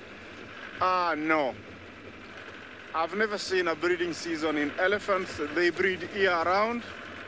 I've always seen different babies of different sizes, so they breed year-round. They don't have a breeding season like other antelopes. Like at the moment we have lots of babies. And also last year, at the end of June, I did see lots of babies. So I would say, you know, we don't have a season for them. I've lost him, or he's over there, still heading down. I don't know if I'll be able to get to where we can maybe experience if he does decide to cross the road, but we'll try.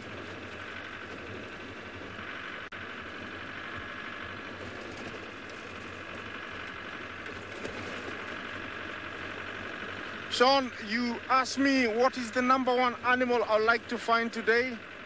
Well, actually, today I didn't have an aim of what I want to find. I wanted to see everything because I've been lucky in the last few days. So today, mainly I came to the river because I wanted to see hippo, and I have seen hippo. I would like to see crocodile, but it might be difficult because it's still early. They only come out later on in the day. So today I had a general idea of seeing everything. It will still be nice to see a cat, although I did see one and it disappeared, but it will be nice to see one. Yeah, I can see him, he's over there and he's headed this way. I don't know how close he's gonna get to us. We're gonna show him to you once we stop. But where I'm driving right now, all this grass is called elephant grass. It's so coarse, traditionally we cut it and make a broom of it to sweep the outside of our houses because they're not paved, it's just soil. So it sweeps really well and we use it to make a broom. But the elephant digests it just like eating pasta or spaghetti. It's very soft for the elephant. I don't know if he's gonna get here, but I'm gonna get to the river, and he's coming this way. Maybe we'll be lucky to see him come.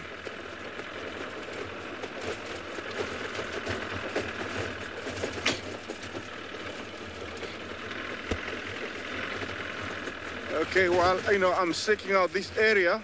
Let's see what Jamie is up to. I understand she's looking for Kalamba. Good luck. And we'll see you shortly. Oh, what I wouldn't give to see an elephant round about now.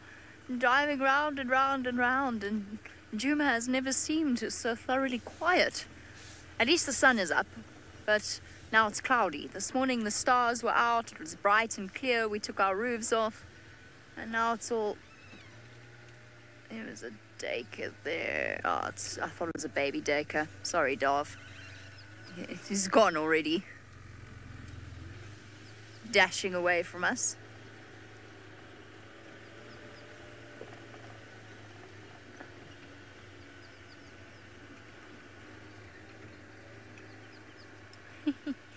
Mr. Tech. Now, Mr. Tech would like to know if there's any animal that I feel would enjoy a slice of pizza.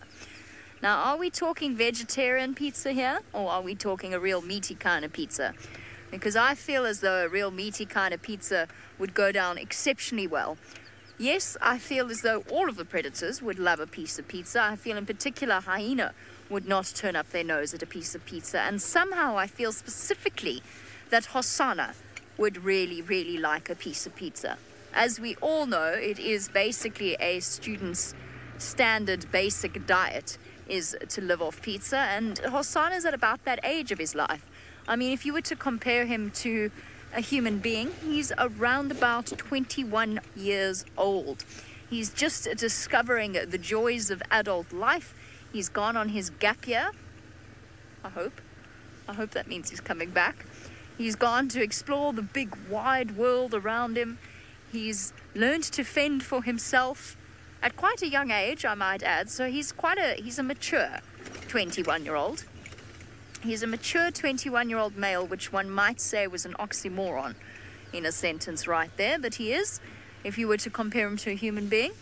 And he would definitely enjoy a slice of pizza, unequivocally. Tsaka, the hyena, would love a piece of pizza. In fact, I think that's why he keeps putting his nose very close to our legs.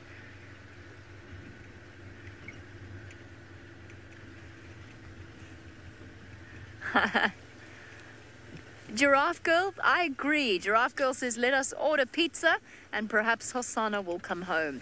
And if he doesn't, well, then we have pizza. So, we're better off than we were before. It's quite a long way to deliver a pizza, though. The closest pizza place, I imagine, would be Acorn Hook, probably. Yes, I think Acorn Hook would probably be the closest pizza place. That would be truly hilarious to speak to the delivery man and give him instructions as to which way to go. Yes, please come to the Sabi Sand, and if it's cold, I want the delivery free. Shame. That's a good hour and a bit's journey from Acorn Hook. That might be a little bit unfair. Just bear with me a second. I'm trying to look at the tracks under elephant tracks. I think I'm just seeing elephant tracks, though.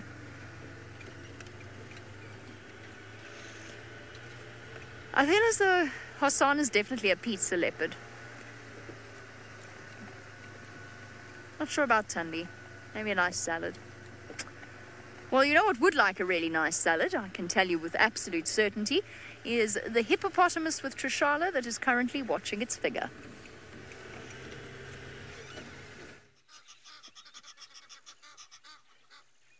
Hello and good morning. So happy to have you on board yet again.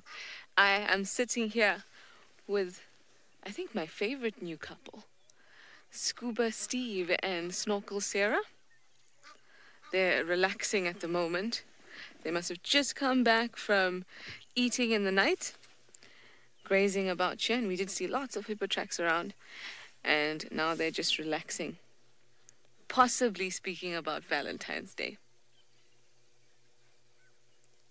Or possibly fighting about Valentine's Day. I know there's another couple that's on the bank that are definitely fighting about Valentine's Day.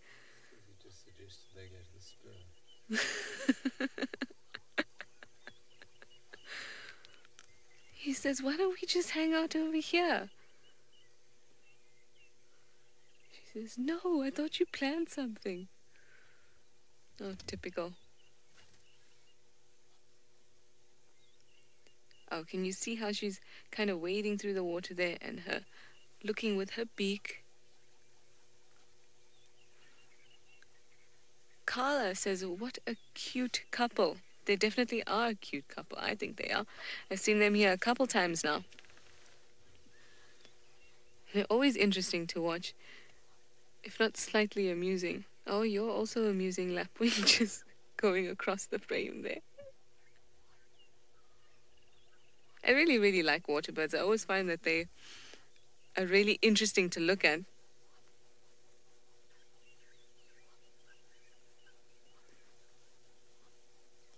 R. Lara Moore says it's so nice to see water in the pan. I know.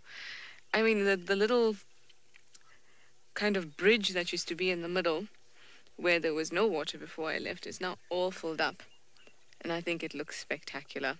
Not very, not crystal clear water, but still very nice to see it all filled up. And I mean, it's clear enough to see the reflection of the banks and the trees in it. There we go. Very pretty. Ah, you two fighting as well. One on one side of the bank and the other on the other. And we have a three-banded plover as well. Where's your partner? You know Valentine's Day is approaching. Oh, see, when I said Valentine's Day, scurried away. Well done. How cute is that? Can you see that the tip of the beak is covered in a bit of mud?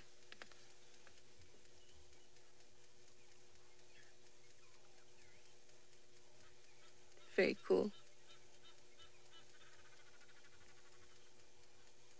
Also eating away.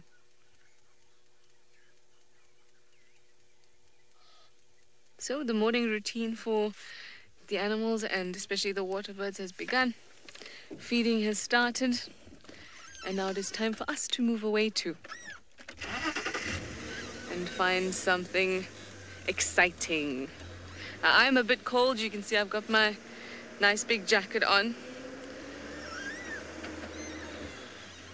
Oh, it says it's 19 degrees. I doubt it.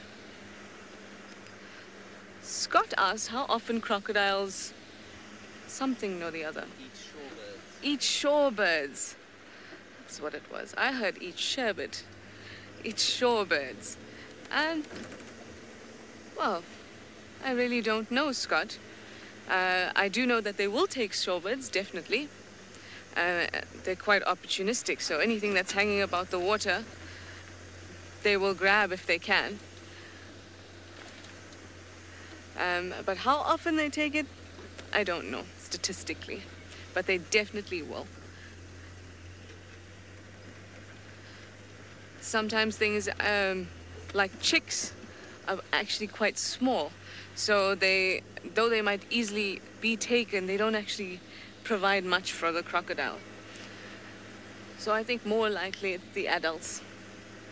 And I know that they like to eat fish a lot, but also medium-sized mammals that come to the water as well.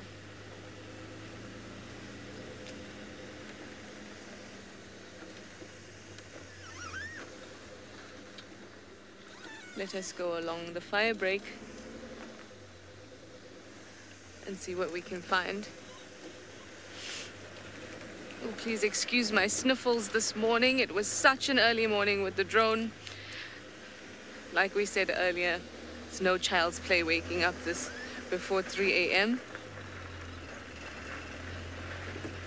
But it is an experience. I mean, if you had a normal job, no ways you'd be waking up at that time. Unless you have a baby, of course. Yeah.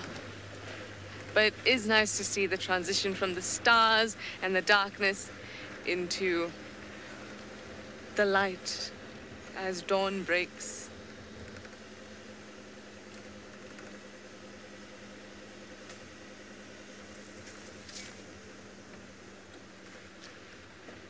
It's a quiet day today, and sometimes that's quite nice. You get to actually enjoy the landscape a little bit. Simple things like this dead tree. It actually looks really pretty. And unless you take the time to actually watch it and observe it, you just walk past it. Brad is asking me what my favorite animal is. Oh, Brad, I'm so bad at choosing favorites. I have a collection of favorites, put it that way. And I like different groups of animals, but I also really love plants, all types of things. There's some bird up there. This looks like an old knobthorn. Hello, birdie. At the moment, all I can see is it's a nondescript brown bird.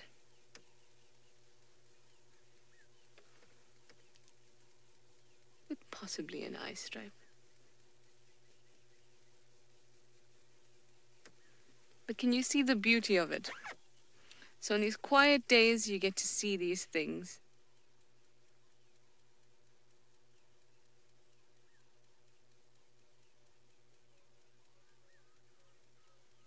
Wow, that is a loaded question, Mary. Mary wants to know what wilderness area I have not explored that I would like to explore still. I think a lot of Africa. I've traveled a lot, but not very much in Africa, which is a little bit embarrassing considering I'm South African. But I also really want to do kind of middle Australia. Places that have your really unique animals, and I mean things like marsupials that we don't get here. Those are interesting things that I'd also like to take some time and explore.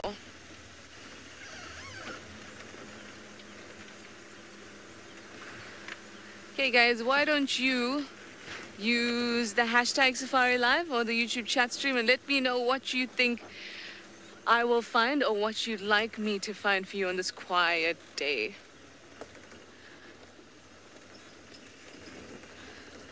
From what I hear, the sun has finally risen in the Mara, and Isaac is going to show you just how beautiful that is.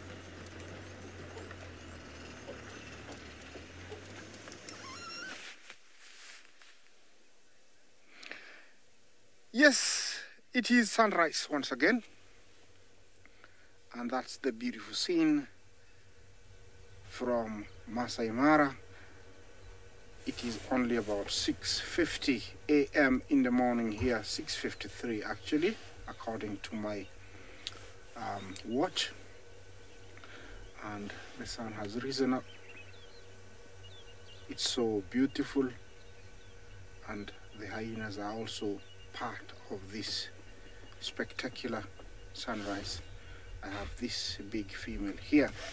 Earlier on, you left me with an elephant, and I think you took too long to come back to me. The elephant swam across the river, and it was a piece of cake. I wish I could have shared it with you. He swam across and went into the bushes on the other side. So I was right, he was going to swim across the river. Anyway, the hyenas are still on the lookout. You can tell these guys, they are walking, they are listening, enjoying the sunrise. Yeah. This is quite far from the view I showed you this morning. So it means this clan is very, very big. Yeah, the sun is quite high up now. It's like a glow. Look at that. Yeah, the sunrises in the Mara are always spectacular, so beautiful. Looks like it's got some few rings, like an egg yolk. So beautiful.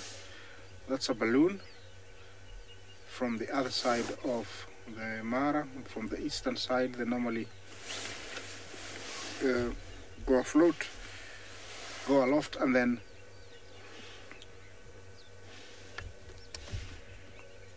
Anna Marie, it is spectacular, super beautiful. Yes, that's one of the activities people do in the Masai Mara, apart from game driving, walking, visit the Masai village. That's another activity that you can do in the Masai Mara, as ballooning.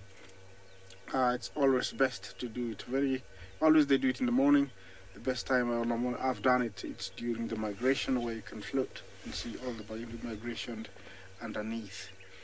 All the wildebeest. Can you imagine looking at 3 million animals underneath you? It's just an amazing. And then the sunrise hits you. Yeah, I just feel like you're in another world. Yes.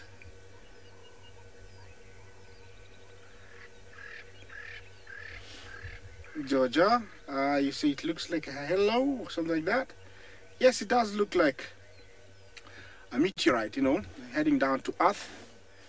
But actually it's sun rising in the Masai Mara. The grass here is very short. I was expecting to see much more animals, but I haven't seen much. Maybe I haven't reached to where they are, but there we go. I have a topi. Good morning, topi. Are you enjoying the sunrise like I'm doing with everybody else? Yes, this is one of our fastest antelope in the Mara Plains, and I'm sure he's very, very happy to see the sunrise. He's very happy to be able to see this day. It is usually very scary, over here when you're an antelope of that size, because hyenas, lions, leopards would go for you. Yeah, so this guy, he's very happy to see the morning. The tree you see there, it's the same tree, it's the same kind of tree like I showed you this morning, the Boskia coriacea or the shepherd's tree. Yeah, there comes a hyena. Sometimes they pretend to be just going past, then all of a sudden they leap and get hold of whoever is close. But in this case, this guy decided to, continue on with his journey. Yeah, that topi is standing there. Maybe he's gonna find out where the others are and then eventually join them.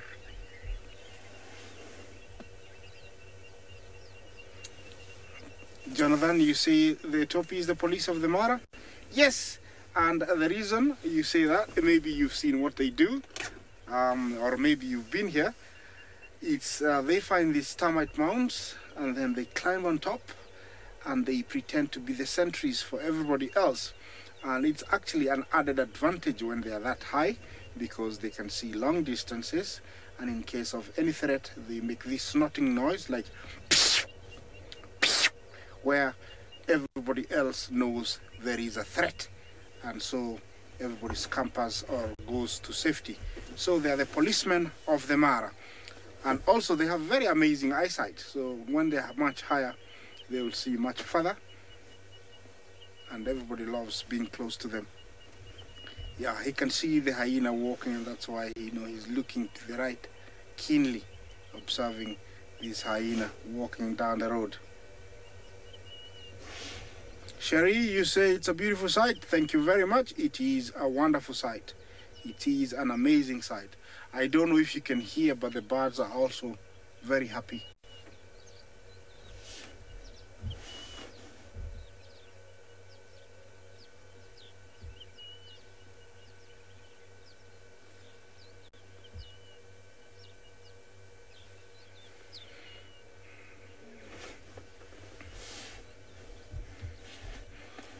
yes, while we enjoy this, let's take you back to Juma, to Trish. I don't know what she's up to.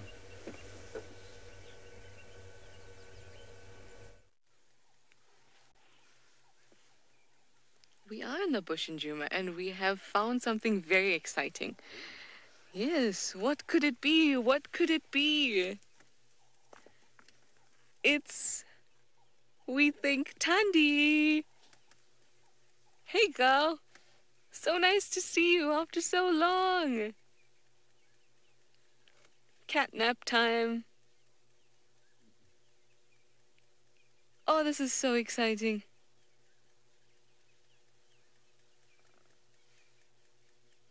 She's just draped over a marula tree at the moment.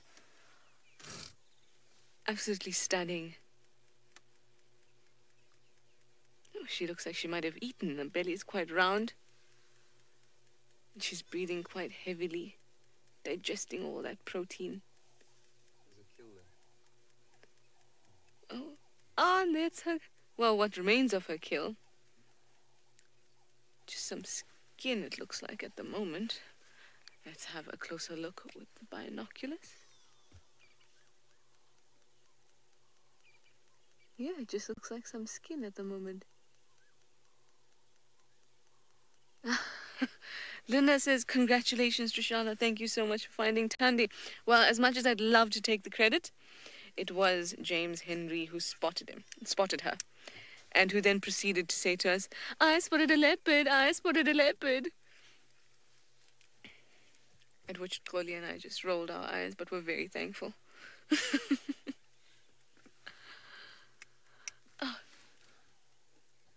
Oh, look who we have. We have... Oh, it's Hot. Hot, what are you doing here? You're coming to steal some leftovers.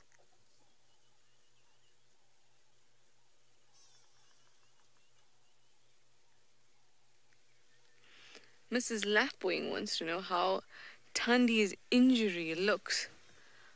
Well, let's see.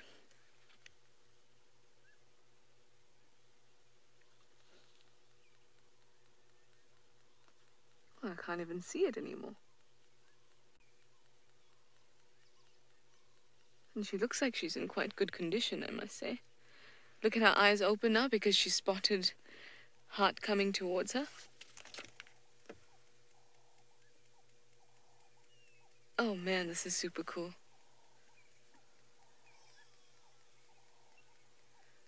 So earlier when we were with Koli, we heard a hyena and we saw two and they were scurrying about. And I don't know if it was Hart then, but this is definitely Hart now. You can see the square notch in her ear.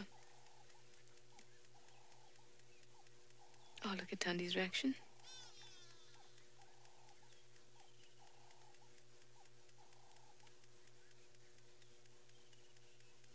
She's very aware now of the hyena around her. Hopefully it doesn't steal any of her things, of her kills. Well, there is only skin and bone left, but there perhaps might be some on the ground. Still makes her uncomfortable. Chris says, this is beautiful. Yes, it is. What a pleasant way to start the morning, especially after the cold and the darkness. And you get brought to this. I just think it's wonderful.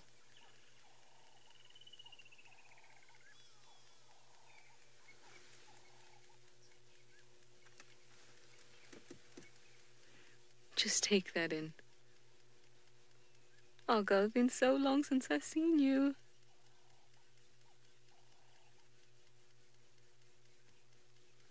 How does this make you all feel, seeing her again and draped in this beautiful tree?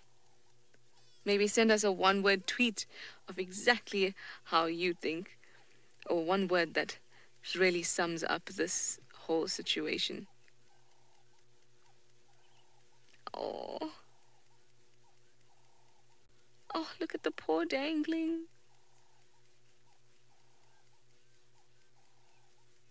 I always find that they perch themselves so well along these branches, and they kind of look like they're molded around it, and there's always a paw hanging. It's just too cute.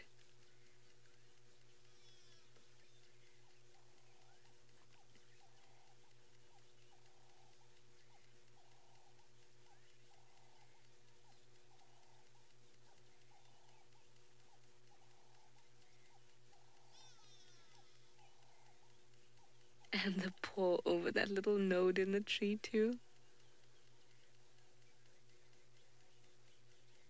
Just lovely. She looks really healthy and really well at the moment. So I'm glad to see her in this way.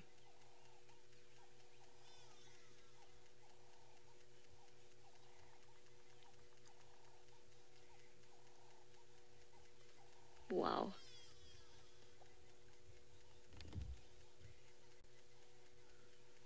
Paula's one-word tweet is peaceful. I must say, I think so too. Maybe with a hint of excitement, but it's definitely very serene.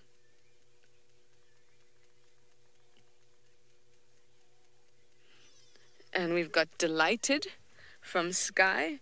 Yes, can definitely agree with that. I am thoroughly delighted myself, as I'm sure all you guys are.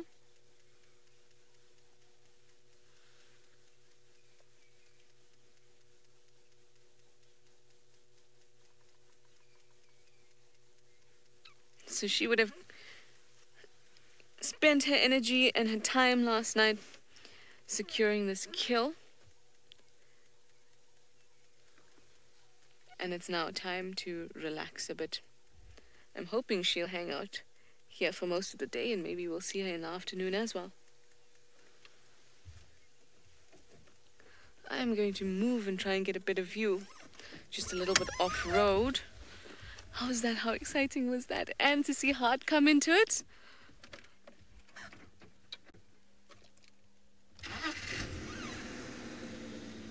Oh, while I do my repositioning, let us go to Jamie, who's searching for another spotted cat.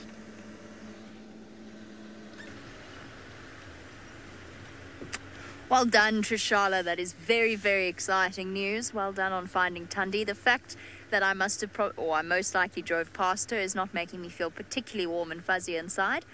But I'm happy that Trish has got Tundi. And in my defense, it was pitch dark when I was driving around that area.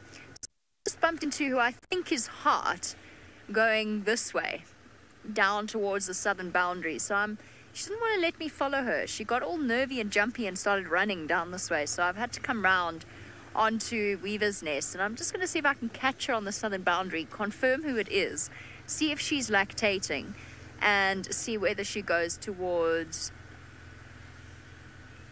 Okay, then it's definitely not Heart. Apparently she's underneath Tundi's tree, so definitely not Heart. And I don't know who that I just saw. I only really saw a butt, so that's okay. No, definitely not Heart if she's sitting with Tundi. Now let me just go see who this is. I couldn't, clean ears, or almost clean ears. I couldn't see the left ear, right ear. That's why I thought it was Heart. She's had the same, she's got a lot of spots. She's very spotty, blotchy. Anyway, what I was going to talk about while I try and catch up with this hyena was the fact that Faith just said to me, okie dokie. And it reminded me of a hilarious conversation that I had with Ed. Now, Ed is one of our amazing tech gentlemen in the Mara, and I say gentleman and I thoroughly mean it, because he, of course, is the poor person who was treated to the unfortunate moment with the cub cam in the front of the vehicle. I'm not going to go into any further detail. I do thank Tristan for bringing that up. Anyway, so when Megan was in the Mara, she was directing, and Megan says okie dokie quite a lot. But Ed didn't realize that okie dokie is a way of saying okay. Okie dokie, I'm going to do this. And whenever he heard her say it when she was linking to Ralph. So he came to the conclusion that Ralph's name was in fact Okie Dokie. His nickname was Okie Dokie. So the one day in the middle of a segment, Ralph was being particularly with hyenas, I think it was. And Ed out of nowhere said, Okie Dokie's being hilarious today. To which everybody looked at him completely blankly. Poor Ed. It was hilarious. Okie Dokie's funny today. It never gets old. Ed is also got this natural gift for comic timing. The way he tells stories is just sublime. He keeps us laughing. The other hilarious story with Ed was when we were doing Safari Lives in the studio of the Masai Mara before we went live. And he was sitting, we were all sitting in the studio, or in the FC next door, because it wasn't our segment, but we had to keep switching microphones. So it was Scott, Brent, and myself all sitting on the couch, and we were out, but the cam ops were testing. There's all the tracks for the hyenas going straight in here. Sorry, they're on Little Gowrie, I'm convinced. Anyway, so Ed was posing while the cam ops were sorting out the lighting. They were getting a light to shine on him and just check that they had the light balance correct. And there's Ed leaning back on the couch. Now, Ed is extremely, not shy, but he is not one to put himself forward. And we decided this was our opportunity, and Brent went running into the studio and pretended to present in front of the camera and went, "I'm so sorry, guys. We've had a technical issue with Juma and they've disappeared, but that's okay because we're here." And Ed, sitting on the couch like this, went from this to absolutely horrified. His expression, his face dropped, and then he just didn't say anything. He just got up and ran out of the room. I think I still have that video. I could show it to you, I suppose, but I think Ed would be terribly embarrassed. I don't think that's really fair to do without his permission. Oh, it was funny though. And the funny part is that Scott's microphone was still plugged in. Faith thinks I should. Scott's microphone was still plugged in, so all you can hear is Scotty, and Scotty has the best laugh. Hee hee hee hee hee hee.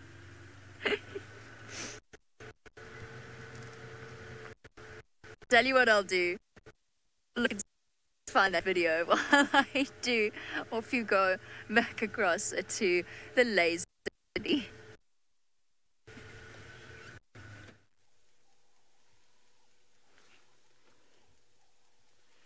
And she has gotten up.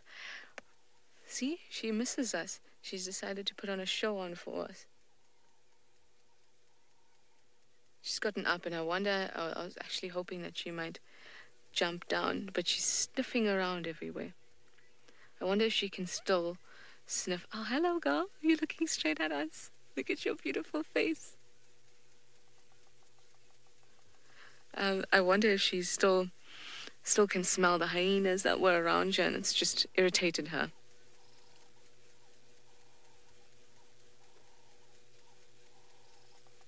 Are you staring at us? Oh.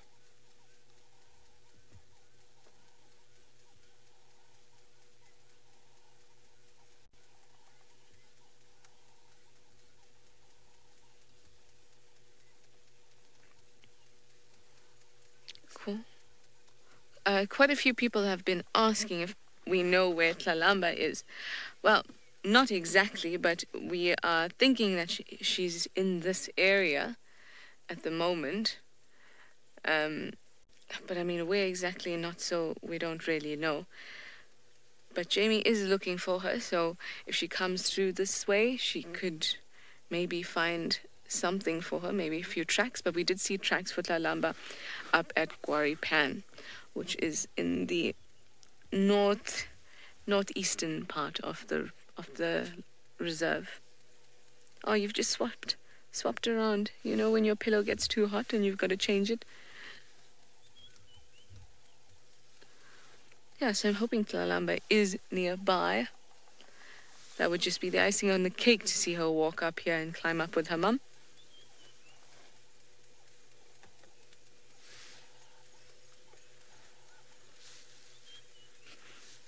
Now you saw the old, the kill that's in the tree, or what remains of the kill in the tree, and it smells horrid.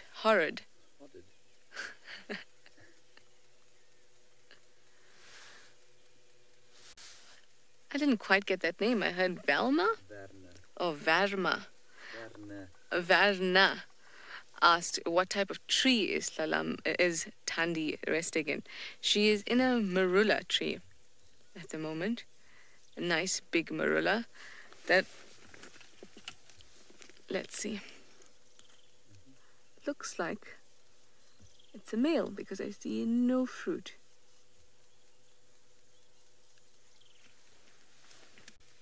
Marula trees have male and females on separate trees, and that's why it has quite a high cultural significance when it comes to relationships and marriage and that sort of thing.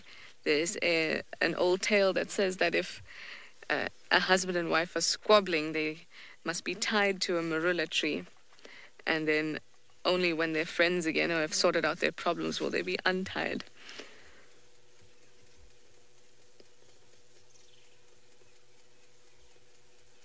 Maybe Tandi's missing some of that Tingana love.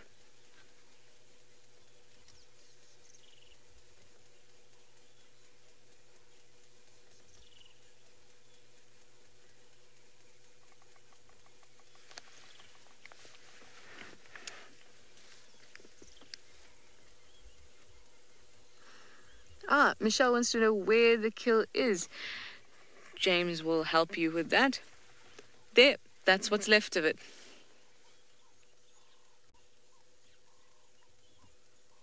Oh, it's so hard to tell what that is from that flap of skin. James suggests Daika, and I am inclined to believe him. And yeah, geez, I mean, it's just such a small piece of skin. And I suppose she ate the majority of it in one night, so it must have been something small. Cool, we will be hanging out here with Tandi just like she's hanging out on the tree for a little longer. In the meantime, let's go to Isaac that has the largest land mammal.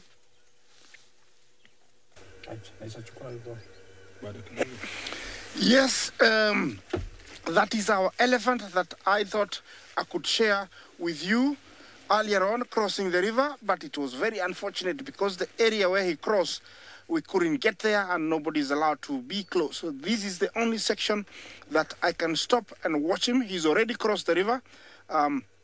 He's quite a long ways, as you can tell. He's very far out. You see how far he is from us. So it's unfortunate I couldn't share that great experience with you. I also didn't see him go through the water. He actually went down here, and from here I had to drive and position here. It's the only spot that I can see him. He has crossed the river and looks like he's on a mission. There's a very thick forest on the other side, and I think that's where he's headed. Maybe there's something that he knows it's fruiting. You know, elephants have got amazing memory, and they are able to learn that, you know, in different times of the year, there is something, you know, that maybe is available on the other side. So maybe he's gone that side because maybe there's a fruit, or maybe there's a bark that he wants, or maybe there's some salt. Yeah, definitely there is something, because he has been concentrating on walking, nothing else, since we saw him earlier on. It would have been a nice experience, but, you know, you cannot have, you know, everything. But we are grateful that we did see him and read his behavior that he was going to cross the river. And he has crossed the river. And don't you ask me why the elephant crossed the river. I don't know why.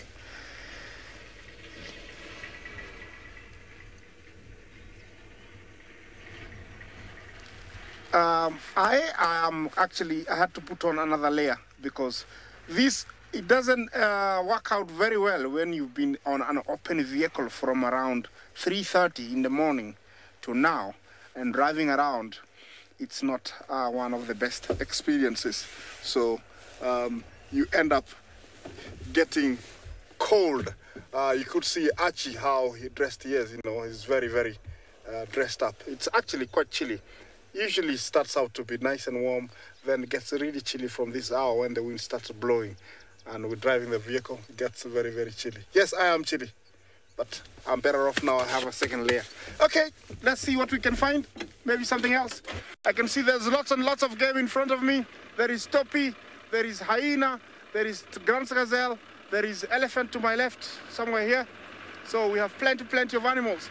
Maybe we'll stop and show you the elephant shortly, quickly, just before we continue, because they are very close to us. We'll share that with you. They're right here.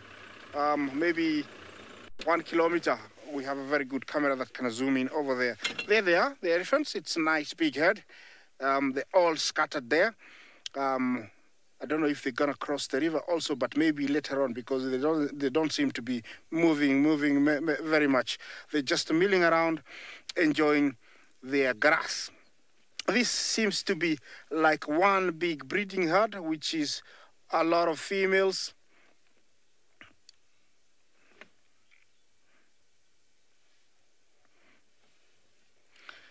Nico, viewer, you ask if elephants lie down when they sleep. I have seen a few lie down, but those that really lie down most of the time are young ones. Big ones are too big, and if they lie down, they might not be able to wake up in a haste. And also, you can imagine, that weight. It's very, very hard, to wake up that quickly if there's an emergency. So they very, very, very, very rarely lie down. Young ones lie down, and I have seen lots of young ones lying down.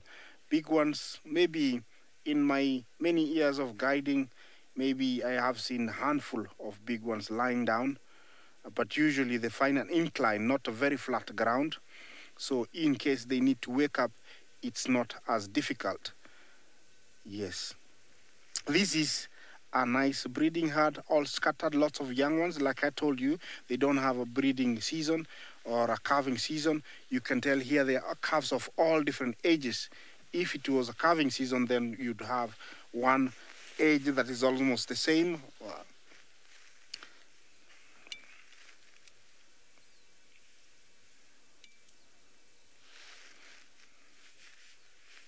Lynn, you asked me if I've ever seen two big bull elephants in a fight. Yes, I have seen. It was a sad ending. It was very scary.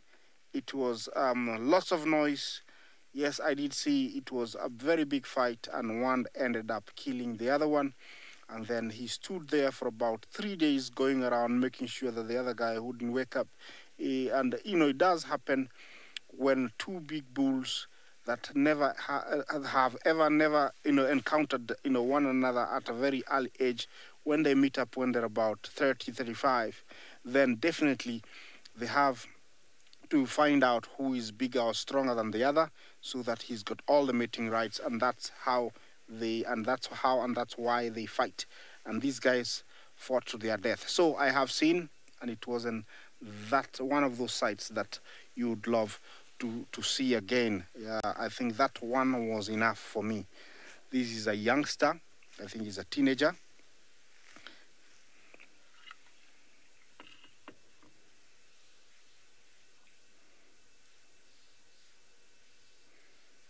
Dory, you say that if females go into estrus together? No. In every time, and in my experience, when I have seen elephants mating, it has always been one female, or mating with a male. I've never seen like a couple of females in estrus, or females mating. Like in a herd like this, I've never seen a bull coming and mating with two different females. It's always one. So they never go into estrus at the same time. Yes, that's a beautiful big herd, Look at lots of young ones all in between, and looks like, they're a happy big family. Yes, and they, there's one female to... Yes, you see, how scattered they are, enjoying themselves. Okay, I think I'm going to leave these guys to enjoy their breakfast and link you down to Jamie, who is still in search. Good luck, Jamie.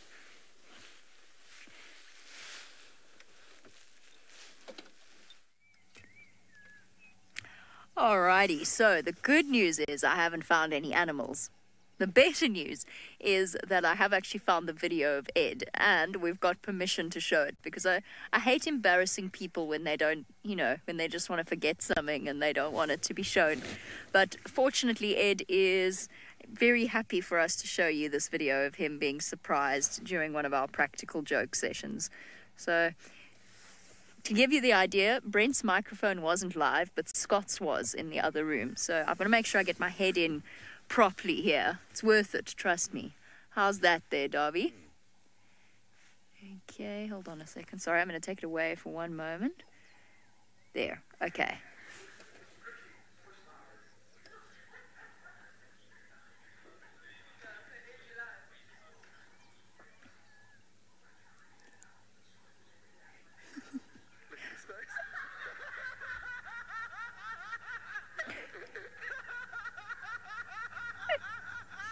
Scott's live.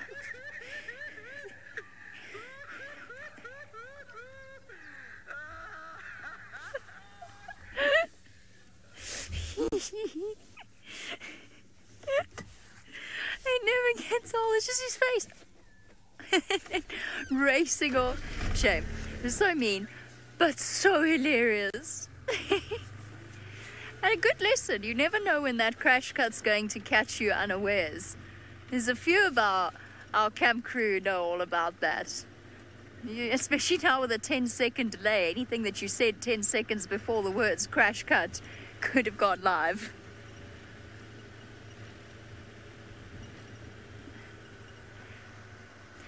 Shelley says that Ed is such a cutie. He is such a gem of a human being. I really miss Ed, and I miss his hats as well. Fancy hats for every day. Different hat for every day. I really do miss him. I can't wait to see him again at some point. He's a great guy. And obviously very, very intelligent, given that he works on the tech team. There's, there's us guides, and then there's cam ops, and then there's production team, and then there's tech team. The best part of that is Scott's laugh. I couldn't be happier that Scott's microphone was the one that was live, because all you can hear is hee. Amazing.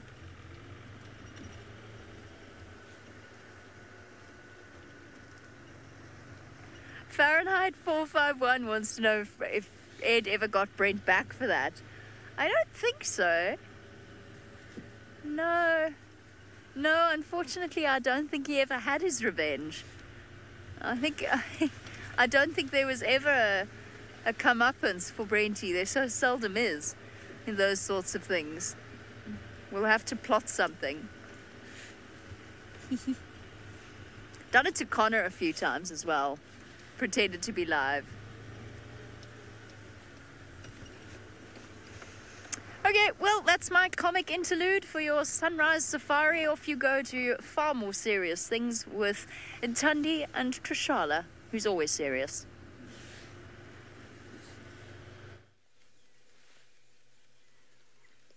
Yes, things are far more serious here. It is nap time, and that is a serious time of day.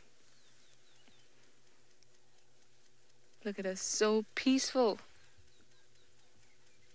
Her tail is not even wiggling that much. She's so relaxed, satisfied and relaxed. I wonder if we, from this view, I'm just going to look with my binoculars again to get a better look at that kill. Oh wow, it is literally skin left over.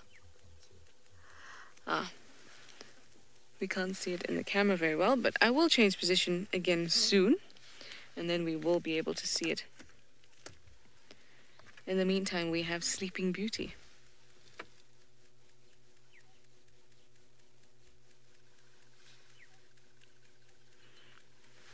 So Tundi is a 3-3 female, which means that the topmost spots that you can see by her whisker line are 3 spots on one side and 3 spots on the other side. And that's quite an identifying feature for animals. But we use for leopards, sorry. But there are many leopards who may both have 3 spots on both sides, or you see one side and it's a 3 and a 5 or something like that. So we use a combination of characteristics in order to identify them. And it's always nice to know the individual leopards, because you get to build a story around them and follow them and learn about them from a personal perspective, instead of just the normal scientific route.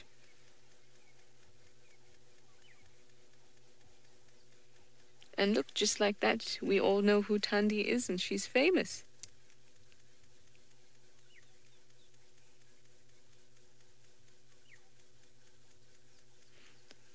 Dr. Rob says that is one chilled out leopard. I have to agree with you. She is super, super chilled out this morning. She just lifted up her head when the hyena came around.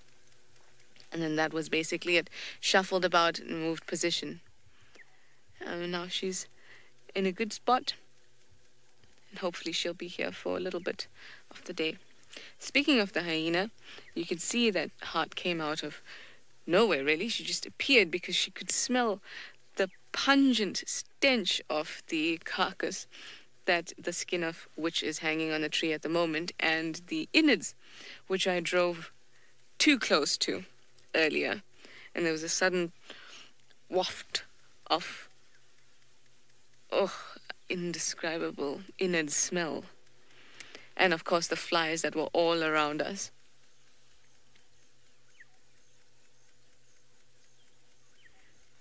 Carol asks if there are more hyenas skulking about. I haven't seen any more. I've just seen Heart. But if Heart can smell this, and the other hyenas that were further down could smell this, then I'm pretty sure that there are plenty more that can also smell this. And that's exactly what they're looking for. It's exactly what they want. Can you hear that?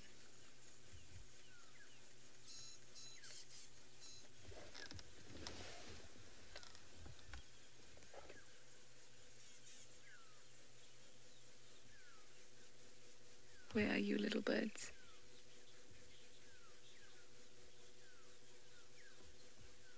Ah, there you are. Psh, psh, psh, psh. Oh, there's another leopard. Oh. What? Busy speculating in my head where Tlalamba could be, and yes, she is. Okay. Let's go closer to her and see what she's up to.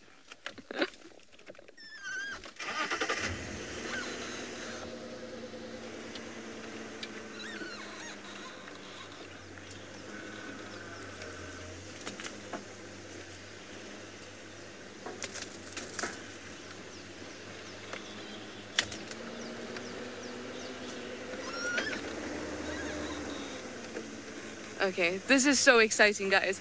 I am thrilled, to say the least. So while I reposition, let's go to Isaac.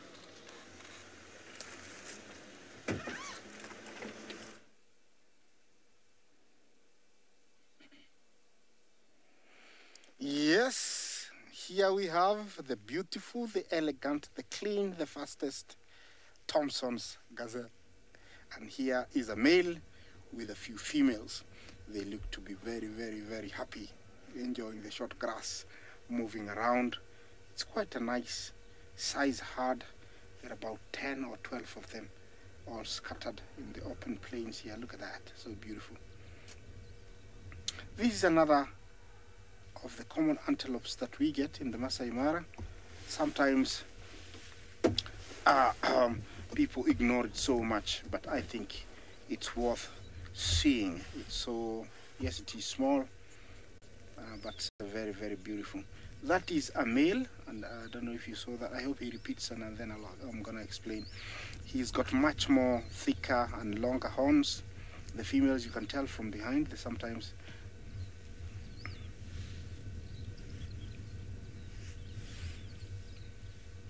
MGM, you ask if there are kudus in the Mara? No, no kudus. Kudus prefer a more arid country where there's less water and lots of browse. When I say browse, I mean lots of leaves from different trees. This is a male, and you can tell that he's got he's checking out the females. He's looking for a female to mate with. That's why he had his neck stretched out, checking for the females. Yeah, this is one of the few animals that also participate in the annual migration. And when I talk about the migration, I'm talking, we do have a movement of animals from Tanzania, Serengeti in Tanzania, all the way to Kenya, Masai Mara, and they are always in search of better grazing land.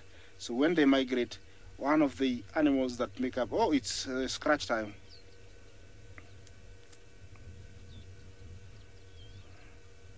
Yes, while we enjoy the Thompson, let me take you back to Trish, who's got Kalamba. I understand she's got a kill. Wow.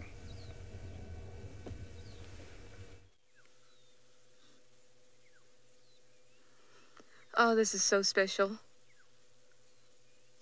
So special. The last time I looked at her properly, I had a good session with her. She didn't even have a proper kill. But here she is. Ah!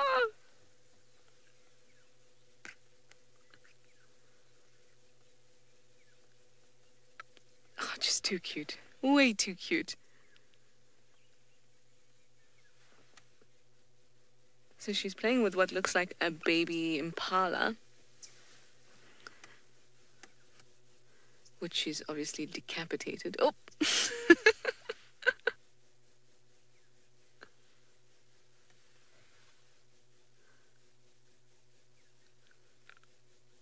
Come on, girl, get a good grip and drag it to a safe spot. Otherwise, the hyena's gonna get it. Wow, she so cleanly managed to decapitate it. She's getting more skillful by the day, it seems.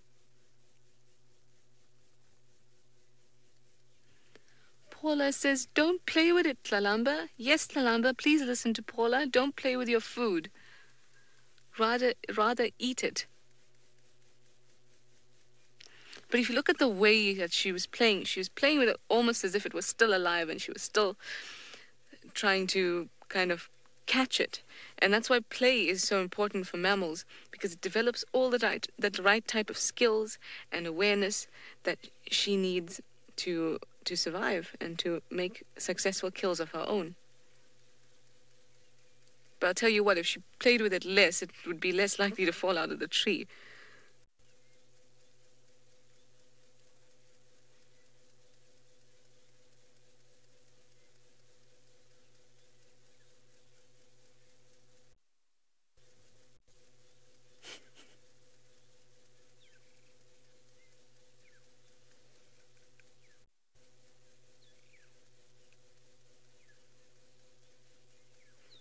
Flossie asks if she has decapitated this impala on purpose. I mean, there's no way really to tell, but in my experience, I can't say I have seen a leopard purposely decapitate something like an impala, which is not really dangerous to them. So whether the head is on or not on doesn't really make a difference to their safety. So she might have done it just because it was easy. Maybe she grabbed the impala by the neck and snapped it, so it was the first part that came off. And you can see that it looks quite fresh. I mean, if you look at old kills, they look a bit blackened and rancid, and this is quite bright and red. And the body seems quite floppy still. It's not all stiff. So I think this is quite a recent kill. And look at the way that she's holding the kill. Obviously, that head section was easier for her to get to, and still is.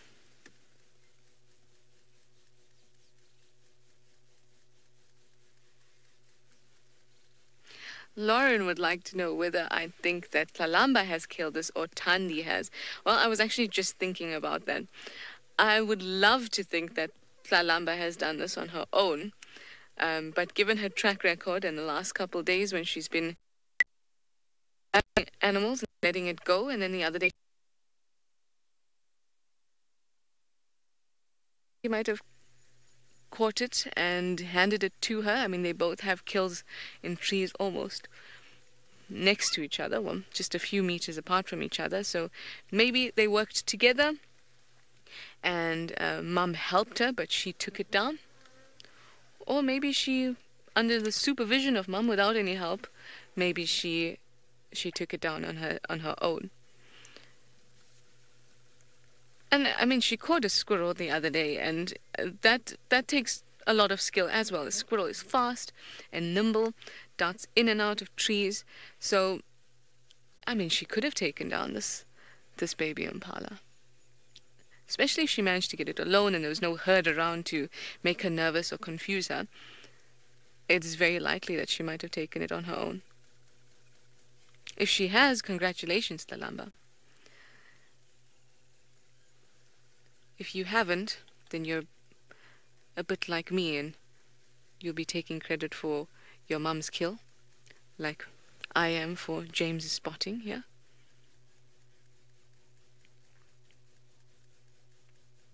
Oh, if we keep really quiet, you might be able to hear her break the bones. Let's just hear.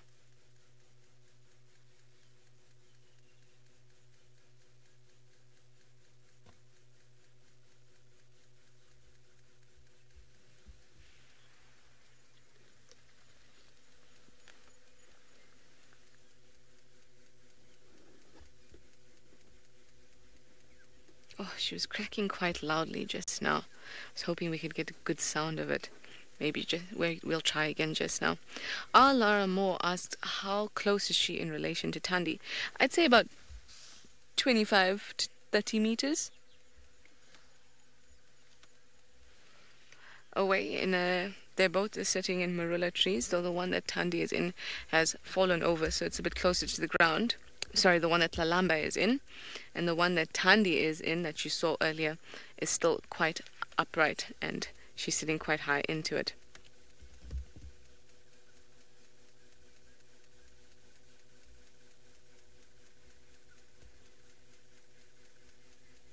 You can see the way she's cracking through those bones with the sides of her mouth, and that means that she's using her carnassial shears, which are modified molars towards the back of her mouth that she can use pretty much as shears. It'll strip the bone from the meat from the bone and help her break through the bone. Look at them work.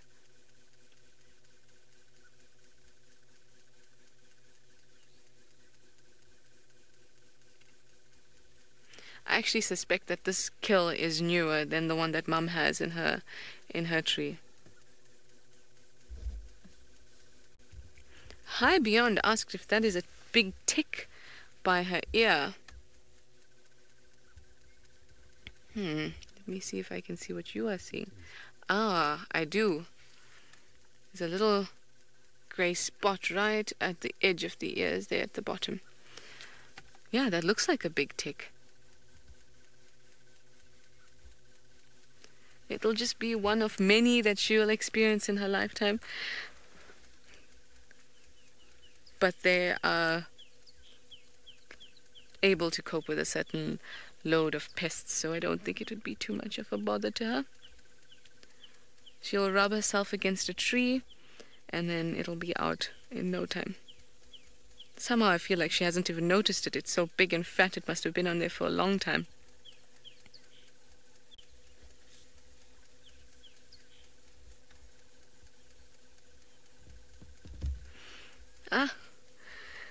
I'll sitting around here longer, and in the meantime we'll go to Isaac, that has what this baby impala would have looked like if it was still alive.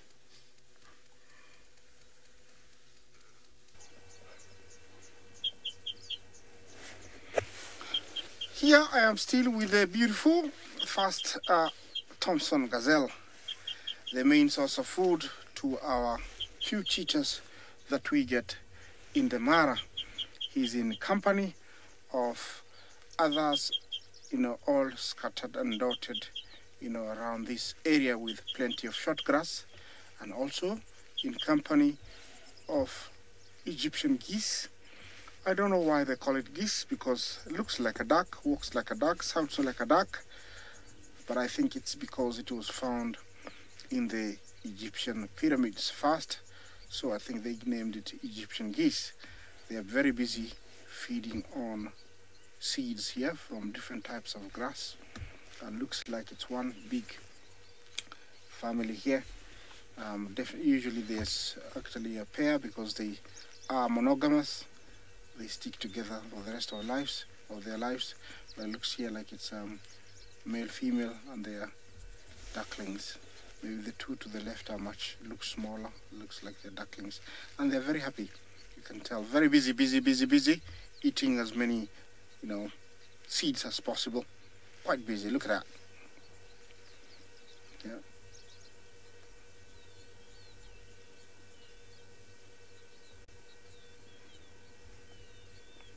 Yeah. Very, very busy eating the seeds. Yeah. You might think, because we're not very close, you might think, they're just practicing different styles of karate with their heads. But no, they're eating seeds. They're ripping them off. What they do is they clamp their lower and upper mandible in between a grass and then pull it upwards to remove all the seeds.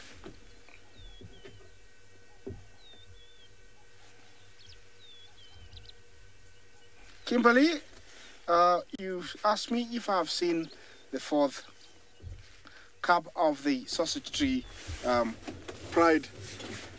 If I have seen it. Yes, I have seen it, but it's been a long time since it's about 2 weeks since I last saw the little ones. My colleague David has been there almost every other day. He didn't see them today. I don't know if he's gonna go there this afternoon. He's the one on the drive this afternoon. He might see them, but I myself, I did see them. It was suckling the first time I saw it. It looked very frail, but I think it's doing better now. But if you want a real answer, I haven't seen it for about 14 days, and I'm hoping it's still alive. And in the next coming days or weeks, I will be able to share it again with you.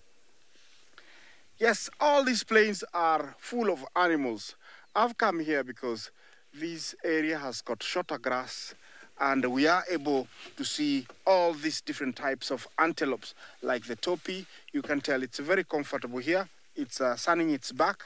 Maybe it was cold, and enjoying its bit of grass that has been eating. These plains are dotted with everything.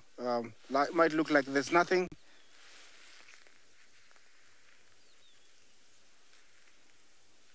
Nancy, you asked me how many lions could a topi feed, or I would say maybe about two lions. If you remove the skin, bones, skull, I would say 2 lions. I have 2 fully grown lions. They would eat a topi.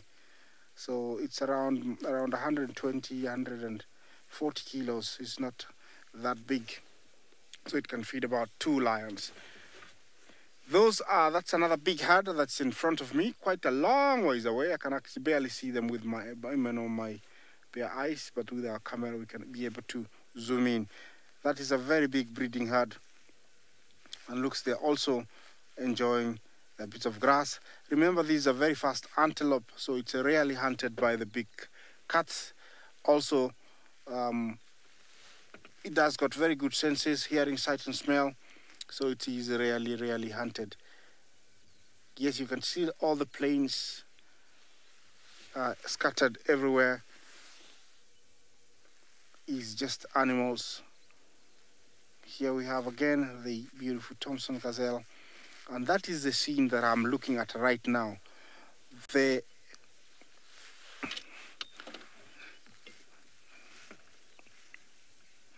Okay, that's the view, we get from where I am. That's the Olololo Sirius Carpenter, a long ways back there.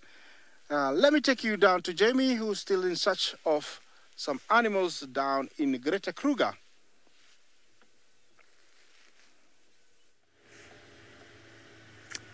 So I've been checking along the western boundary for the lovely Shadulu. Of course, I have never seen Shadulu. I've heard many stories about her beauty. I've seen screenshots of her, but I have yet to see her in the flesh, so to speak. So I've been looking around here, and what I've been doing is a failing of mine. It's quite a regular failing of mine, where I take a conclusion and make all the clues fit to it. So I've seen some nervous impala, and there was a squirrel that was shouting, and I convinced myself that she was somewhere around us. And of course, it hasn't worked out that way. I haven't found a single leopard track, but I managed to convince myself that I was just missing something and that she was somewhere around, hopefully with a kill, and even more hopefully with a little hookadulu. in tow. So we've been looking high and low for Shidulu. Apparently she was on Arathusa yesterday, or tracks were crossing onto Arathusa.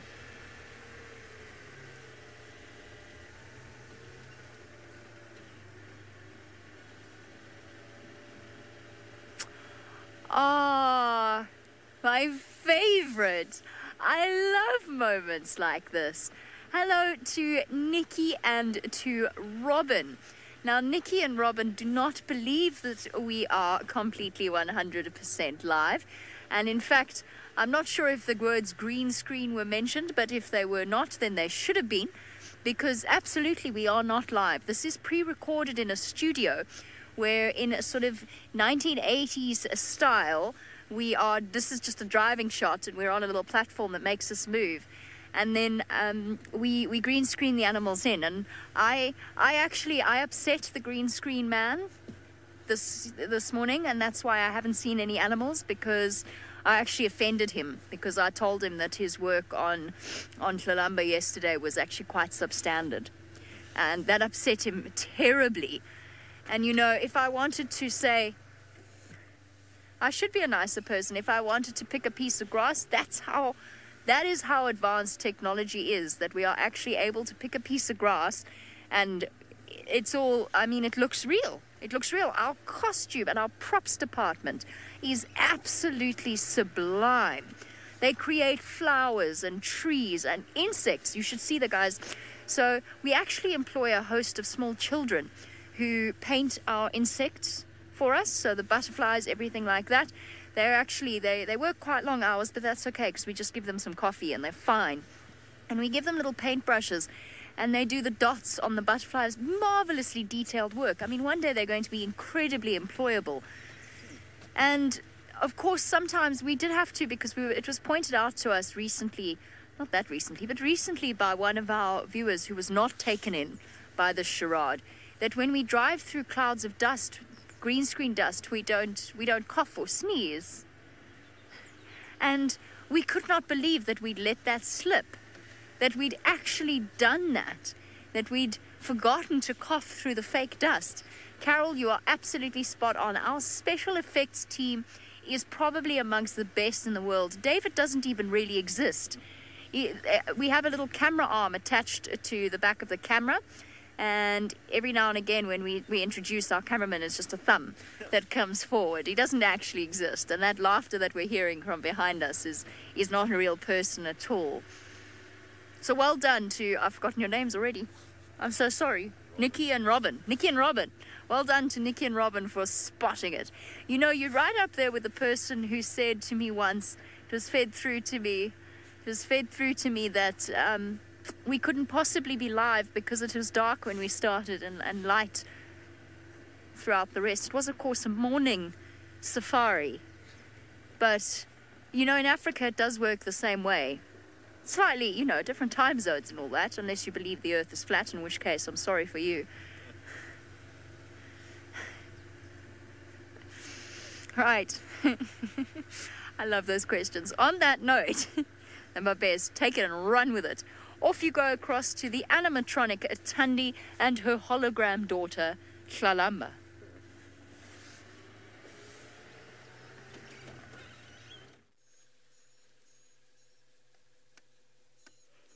So we've just changed around positions a little bit so we can get a better look at her. Wow, she's so entertaining to watch. She reminds me a lot of Hasana.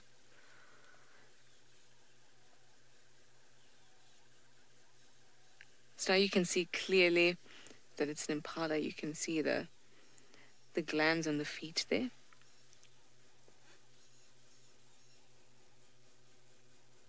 Oh, can you see that one hoof is gone? And you can see her picking and dropping as she bites through.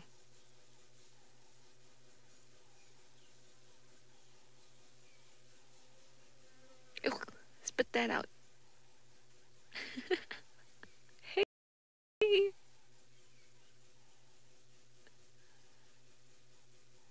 Oh, guys, this is just so special.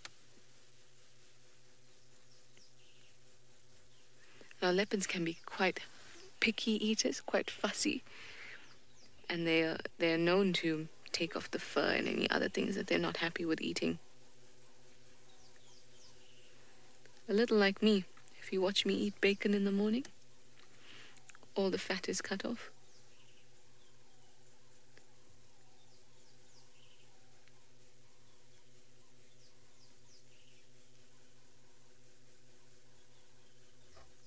There she goes, pulling bits off. And I can see that she's not biting to eat yet because she's just using...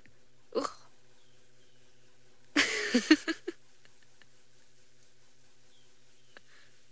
She's just using the front of her teeth to try and pluck.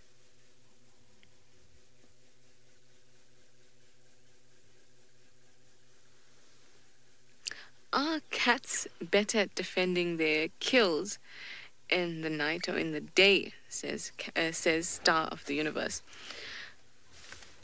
Well, I don't really know comparatively, but what I can tell you is that in the night, when they seem to do most of, or in the late evenings, when they seem to do most of their stalking and hunting, it would appear that they pull their kills into the tree then, and then at that time they're kind of really involved with the kill. They're either eating straight away or they're already in that aggressive state of mind. Whereas during the day, I mean, if they've taken down something really big and they've eaten a lot and now they're going to nap a bit like Thandi is doing there behind us, or behind Lalamba, then it sort of leaves the kill unattended. So if I had to take a guess, I would say, an educated guess, I would say that in the day it's more likely for them to lose their kill than in the evenings. And as we saw just now, I mean, hyenas are still around here, and we did see them in the early morning as well. So, now it could be that also.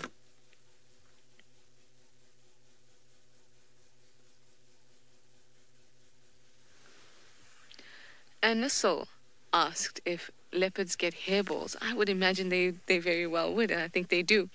I mean, you can see that she's plucking now, but that doesn't mean she'll take off all the fur, and she will definitely digest some. And I've actually seen Hosanna do it. I've seen him kind of, I thought that he was going to vomit, or it very much looked like he was going to vomit. He did that same kind of,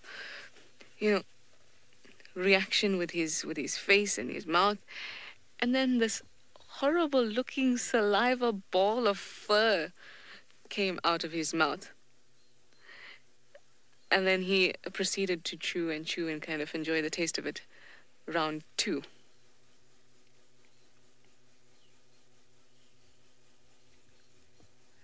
Oh, look at her go. Cleaning so well.